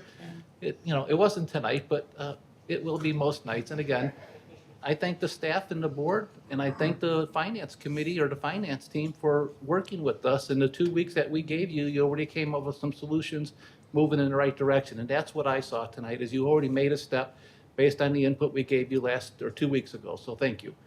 And with that, we can say goodnight to Maya, and then the next agenda item is a motion to adjourn. Motion to adjourn. Second. All those in favor say aye. Aye. All those opposed say no. Motion carries.